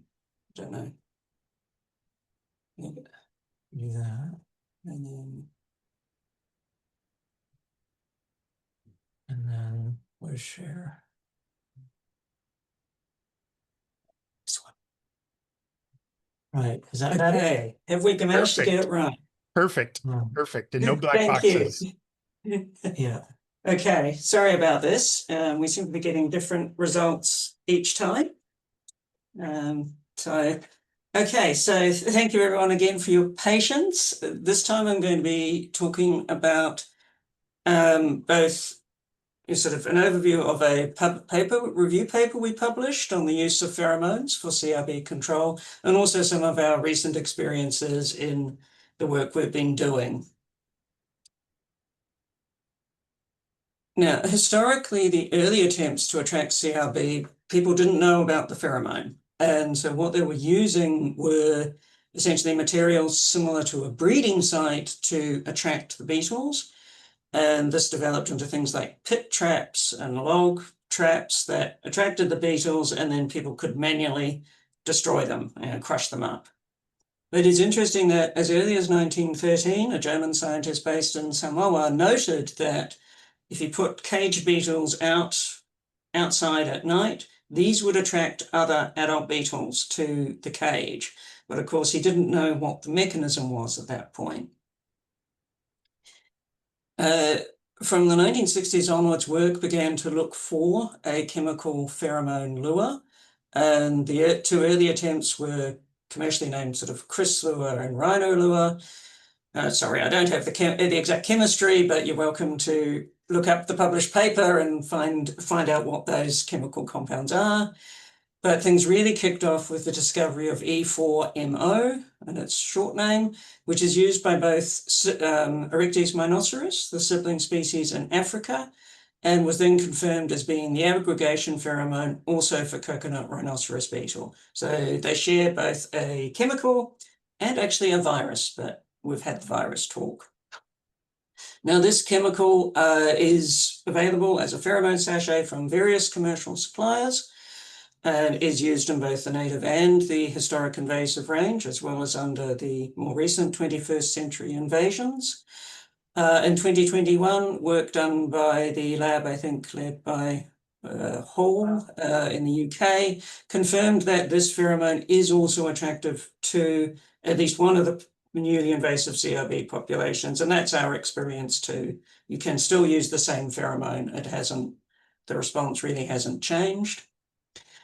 But there is a challenge in that behaviorally it's an aggregation pheromone. And for those of you who do have experience with insect pheromones, you'll know that the good thing about an aggregation pheromone is it attracts both sexes, and that's really helpful. The bad news is behaviorally, insects tend to respond to sex pheromones stronger than they do to aggregation pheromones. But of course, you can only use the pheromone that your particular pest actually produces, which for CRB is an aggregation pheromone. In practice, it has become an essential tool both for long-term management and also for dealing with invasions. It's an excellent tool around potential ports of entry to detect new arrivals when you don't currently have CRB. It helps you to track the spread after invasion, although we do need to advise caution when you're dealing with active invasion fronts. You don't want to put your pheromone traps in advance of the moving beetles, because you might actually attract them further. You want to keep your traps behind in the zone where there's an active infestation. And they do provide a relative measure of beetle abundance that is used in long-term management. For example, there are action thresholds in oil palm plantations based on trap catches. And you can also measure the impact of control measures that you're applying, because relatively speaking, if your control measures are doing something, you will see a reduction in trap catch. And then, of course, the other practical one is if you want to release biocontrol agents, you need to capture live beetles. You can infect them with virus and then release them. You can also get beetles out of the traps to track the virus presence in your population. And Sean will talk more about the Metarhizium fungus. There have been examples where people have used traps to catch beetles and release fungus after infecting them, but we would generally recommend other methods, particularly application to breeding sites. There is also potential for mass trapping, which appears to be more effective at this stage in the native range than it is in the invasive range. So these are just a couple of examples. In Malaysian oil palm within the native range, they tried putting out 11 traps per hectare for nearly a year and a half, and this really did push the CRB population down. But that high trap density is costly to maintain, both in terms of labor and in terms of your pheromones. It's more typical to use a density of 1 trap every 2 hectares in oil palm, and this still reduced CRB damage in the majority of sites. And the recommended threshold for trap catch in oil palm is typically 10 beetles per trap per week. There's also a damage threshold, but I won't go into that. In contrast, as many of you on the call will know, the pheromone traps did give that early warning of CRB reaching Hawaii on Oahu. But despite extensive efforts, including a very large number of traps and a whole lot of other control measures, it's still there on Oahu. But the good thing about those control measures is it was contained to that island, and that's a really big achievement. To keep the beetle on that island for a long time was a really good outcome. So there are challenges with pheromone traps. They are very, very useful, but there are things people need to remember when using them. It's important to record your data consistently in terms of expressing it in either catch per day or catch per week, recording how often you check and count and empty the traps, and also making sure the pheromones are maintained and replaced regularly. If the data is collected inconsistently, then it becomes very hard to compare between locations or between years and to really track what is going on. With these big recent invasions where the beetle's really uncontrolled, we have seen in some places surprisingly low catch rates, despite what was clearly very active population. And at this point, we don't know whether that's due to sort of effectively a natural pheromone saturation, where there's so much pheromone they fail to find the traps, or if it's direct competition and they're basically preferring to join the party in the palm tree over falling into the trap. The actual performance of the traps and the pheromone are impacted by the climatic conditions. So again, if there are adverse conditions, the pheromone sachets may need to be replaced more regularly. And CRB don't fly that well. They can quite often bounce off the outside of the trap. They sort of head in that direction, but don't fall in. And in that respect, these simple bucket traps may be a bit less effective than the tall pipe traps that are basically a big downpipe, particularly when you've got a tall canopy and lots of palms. So that's one thing to consider. You do get a bit of non-target catch sometimes with E4MO with some other beetles that may confuse people.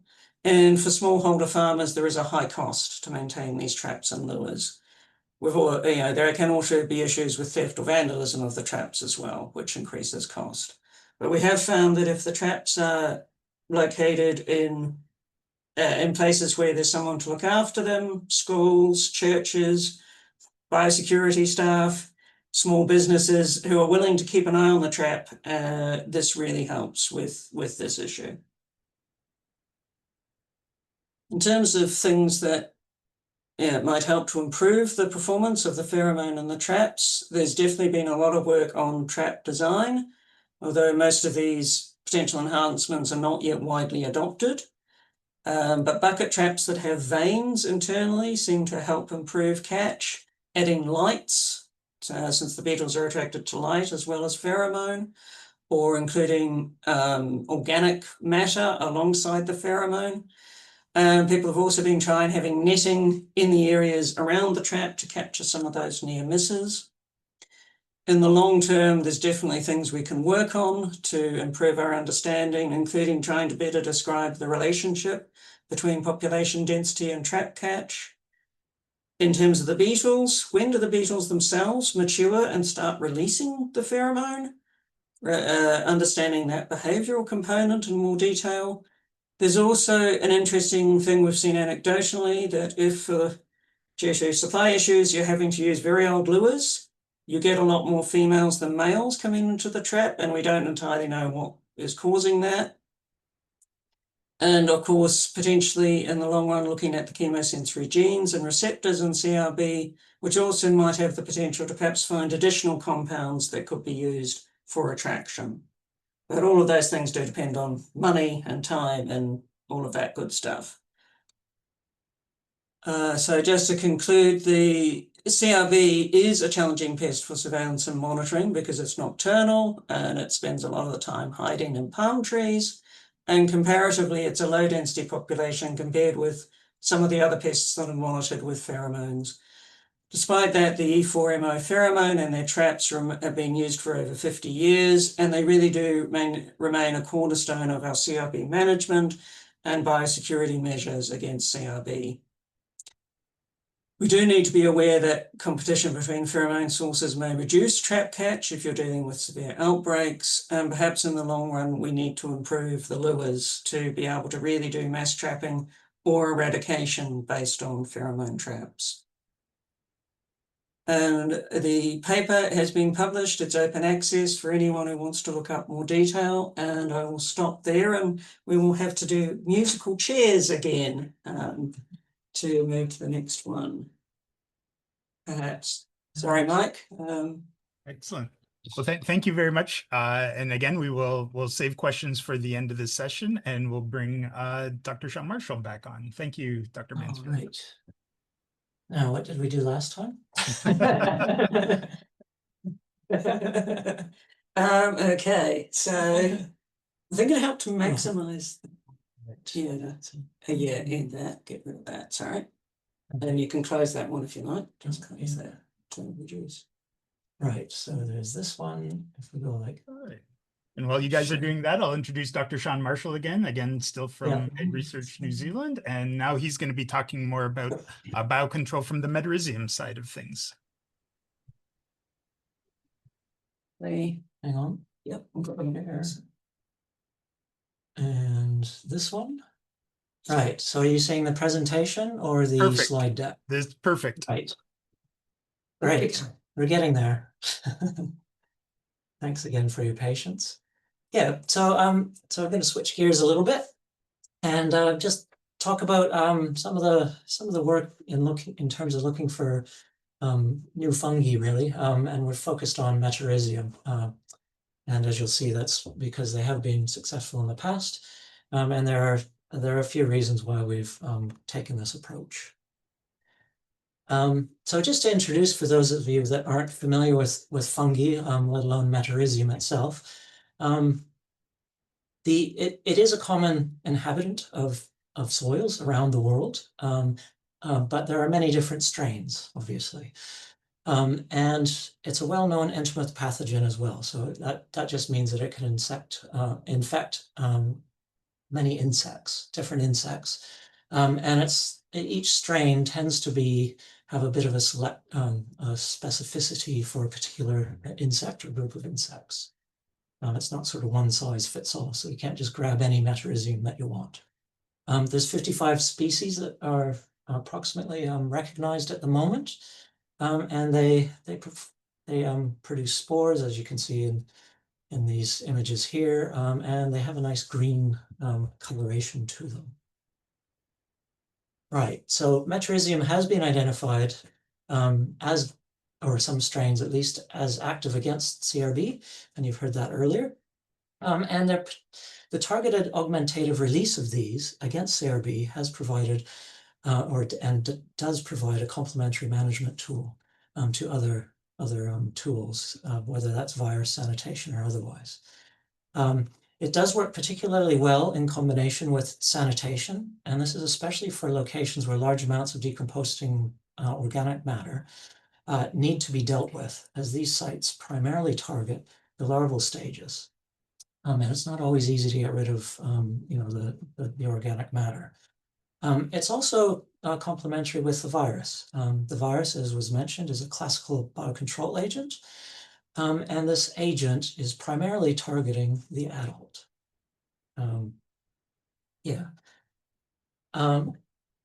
There are, over the years, and some of these are still being marketed, several commercial products available, which does make them very convenient, because in theory you can just go ahead and buy them if you're allowed to import them. But on that note, there's still some points that you should take into consideration when deciding if they would be suitable for use against your own CRB invasion that's happening in your own country. So one of the drawbacks is that the key ingredient hasn't actually been identified correctly. And I mention this because the Metarhizium taxonomy has undergone quite a big change over, not that long ago, but over the last decade or so.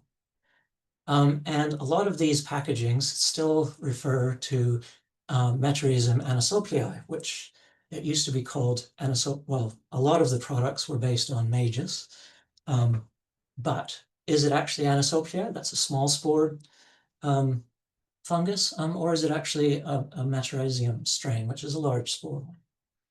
And in between anisopliae, as I said, there's 55 species now, and quite a number of them have come from that splitting of anisopliae and other taxonomic namings. So there's also the fact that a lot of the labels on these products don't necessarily have any specific information accompanying them, that at least not on the label. So for example, what supporting documentation is there that the CRB is actually effective in the field?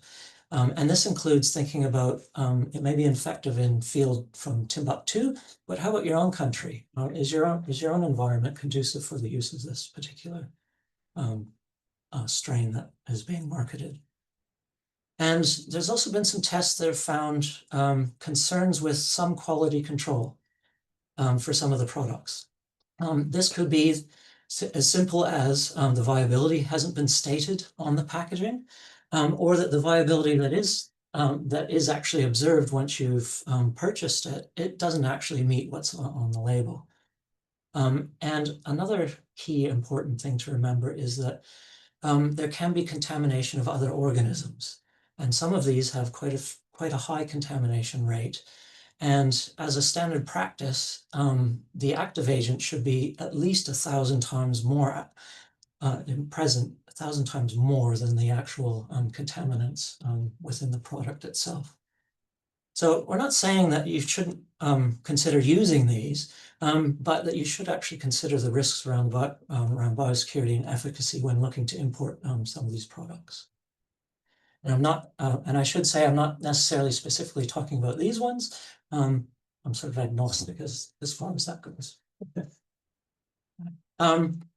So anyway, we ran around Papua New Guinea and Solomon Islands and looked to see, well, what fungal isolates might be there. So that's similar to what Hawaii was doing. And we collected both adults and larvae that were showing signs of infection. So essentially that was mummified and covered with green conidia, which is an indicator that it could be Metarhizium.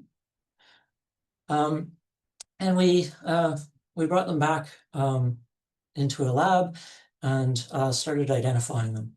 Now what I'm showing here is just the DNA identification. And we use multi-locus identification for this, multi-locus genes. And what we found was that from Solomon Islands, we found Metarhizium majus.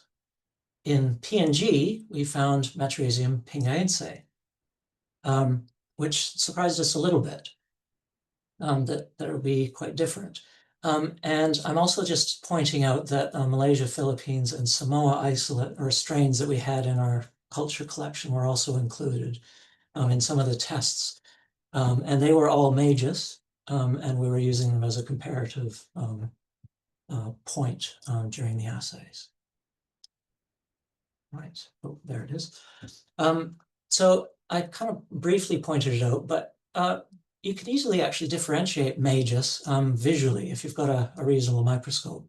It has very large spore size of sort of 10 to 15 microns, 11 to 15 microns. And so you can distinguish that from most other, well, pretty much all other Metarhiziums species that have been identified. Pingaense, on the other hand, is a small spore size, and it's more typical. It's what's more typically the size that is found across all the other species present. Now, I'm not going to go into the details here, but these images here just show images of the growth pattern, because you can also use those to at least start to characterize the different unique traits that your particular strain might display. Right. So moving on to the lab evaluation. So after a few preliminary experiments, we chose some of the isolates that we had picked up. And this top panel here shows the graph of the evaluation we did when we challenged CRB larvae from either Solomon Islands or from Papua New Guinea with the different strains were isolated. Now, in both cases, both Solomon Islands and Papua New Guinea, Metarhizium majus, and an example is highlighted in green here, was tested in both countries. Pingaense was only tested in PNG. I won't get into details for that, but it has to do with a bit of timing. I also want to say that in Solomon Islands, the beetles that were collected, in the Solomon Islands on Guadalcanal, it's a mixed population. So there's been a couple of different introductions that have happened into Solomon Islands. Papua New Guinea, the location, was in West New Britain. And this is one of the areas where the original introductions happened, and it has, at the time, it was relatively homogeneous in terms of that. The descendants were present. Right, so what we noticed is that most, if not all, in Solomon Islands of the isolates that we had caused mortality. It was just more in the timing. There was only one that didn't cause 100% mortality. But out of this, F717, which is this one here, appeared to be the most virulent. In Papua New Guinea, a similar story or situation happened, whereas when you compare mostly, well, these are all majus actually in here, but again, 717 came out on top, and there were differences in terms of the rate of mortality and the speed of kill. One interesting thing we found out was, what I didn't mention was pingaensis was actually obtained from an adult CRB. But when we tested against larvae, it didn't cause infection. So this is kind of an interesting, well, a novelty really, that at least the fungi that we managed to isolate from adults in Papua New Guinea don't appear to have any impact on the larvae themselves. Right, so it was decided based on these and several other these results and several other conversations with Solomon Islands, that we'd try a field evaluation of the 717, and we used artificial breeding sites. So those are basically decomposing matter that we created ourselves, so rather than the natural matter. We set up a field trial, and in this there's obviously control, and different rates of fungus were used. And we also took soil samples at distances of 10, 50, and 100 meters away from the actual application site, which was the artificial breeding site. We screened ahead of time and didn't find any magus detected in 2 of the sites. But there was one site where there was a little bit detected, and that was Tek Tay. I won't go into details, but there are reasons why that was detected there. After the application, pleasingly, we did find sporulated cadavers, Metarhizium cadavers, were found inside the breeding heaps. It's not shown here, but you might be able to see the rice grains here. But there aren't, in this picture, there aren't actually any infected ones yet. And we also had pheromones traps placed. That's the red triangle here and here, that were placed quite close to the application site. But importantly, after analyzing all the data, we were able to detect not only within the application site, but also in soil samples at distances of at least 100 meters following inoculation over time. And we identified that the fungus in the field seems to persist up to about 6 months in the natural environment. This sort of starts to, while there's more work needed, this sort of suggests that a reapplication rate of around 4 months may be appropriate, at least in the environment in the Solomon Islands where the testing had been done on Guadalcanal. And this is just a nice picture showing people in the field doing work in both coconut and oil palm with the trials. Another important aspect of this is because local capacity and capability is actually really important if they're going to be able to use these sorts of technologies. If you can't buy it off a shelf, you're going to have to do something yourself in country, locally. So we developed a training, basically a system of production that we were able to simplify down so that it was very robust and had high quality product, if you will, with the correct species. However, it does require the use of the standard operating protocol together with high quality training, which is primarily in person, but there can be some elements where you can do remote sessions as well, such as if you're troubleshooting or that sort of thing. And the key to this is actually being able to produce an inoculation kit. So you've taken a verified strain and you provide an inoculation kit that includes everything. The only thing the local people have to do is buy rice in this case, but there are other substrates that you can use. And the other thing is you need a very good system of quality control put into place. And so that's partly what the inoculation kit is all about, but there are other steps through the protocol that also need to be done to verify before you even think about releasing it, whatever it is you've produced on the rice. But I just wanted to highlight that this simplified system does actually work. It's been tested in country, particularly Solomon Islands and Samoa. They're using it, they've been producing it and have been applying it in the field. And I think I might be running out of time a little bit here, but this is just a summary, so I'll skip that over there. But basically found some novel fungi. Some are of scientific interest and some are of CRB control interest, and have been able to demonstrate that they do have the potential to work in Solomon Islands and Papua New Guinea. So with that, I'd like to say thank you to all my colleagues at the Bioeconomy Science Institute, which Ag Research Group is part of now. Obviously, MFAT has provided the majority of the funding over many years, but there have been other funders involved in the CRB work, and so many people have to thank and appreciate their assistance and partnership from across the Pacific. So thank you. All right. Well, thank you, Doctors Marshall and Mansfield. We've got a little bit of time, since we had that dropout, to maybe go through some questions. A real simple one is coconut rhinoceros beetle in New Zealand. I'll let you answer that one, but I think I know the answer myself. We can safely say no. It's not. No. So New Zealand has quite a long history of involvement with the Pacific. Obviously, we're neighbors, and New Zealand itself is part of the Pacific chain. And yeah, so that's there's a historical ties to why we've been involved as we have.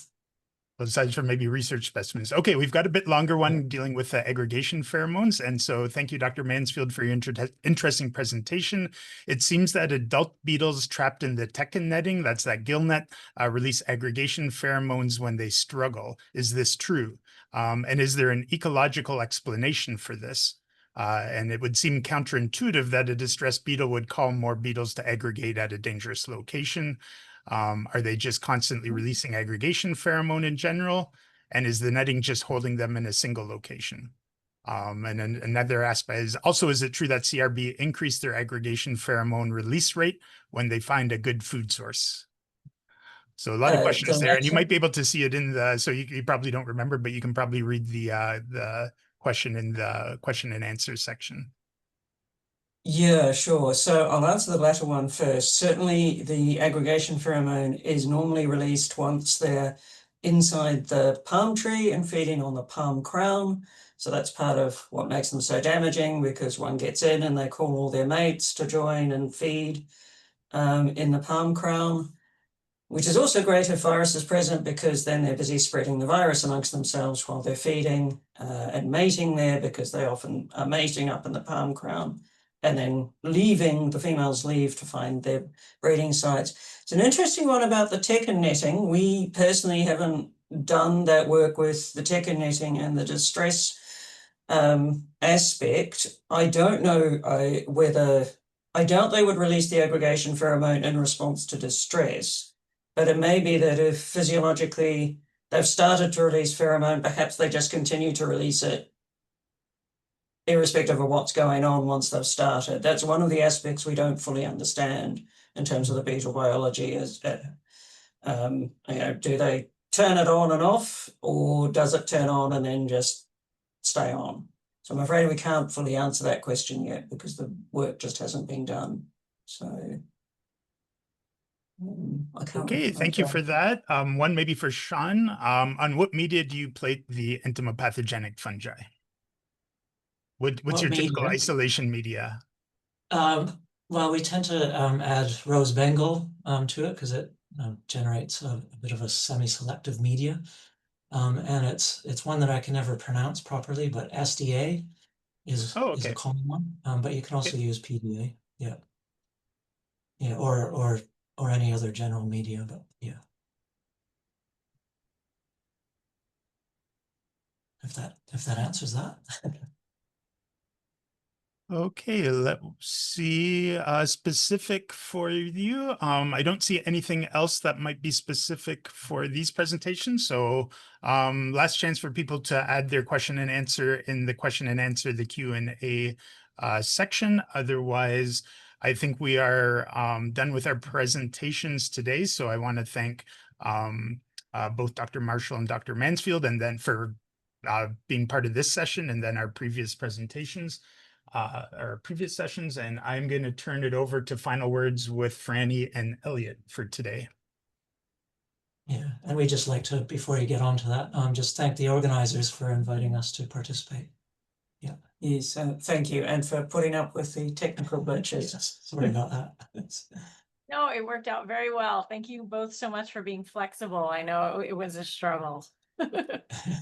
So technology is supposed to make our lives easier, and it is great that we can all be here today from so many countries, but yes, sometimes it can be a little bit of a bummer.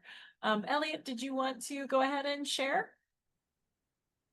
Sure thing. And we've got a quick poll before we thank you all for coming. So if we could get that up, got just a few quick questions for you all to answer in our post-webinar engagement poll. So that is up now. 5 questions. Number 1, how relevant were today's presentations to your work or area of interest?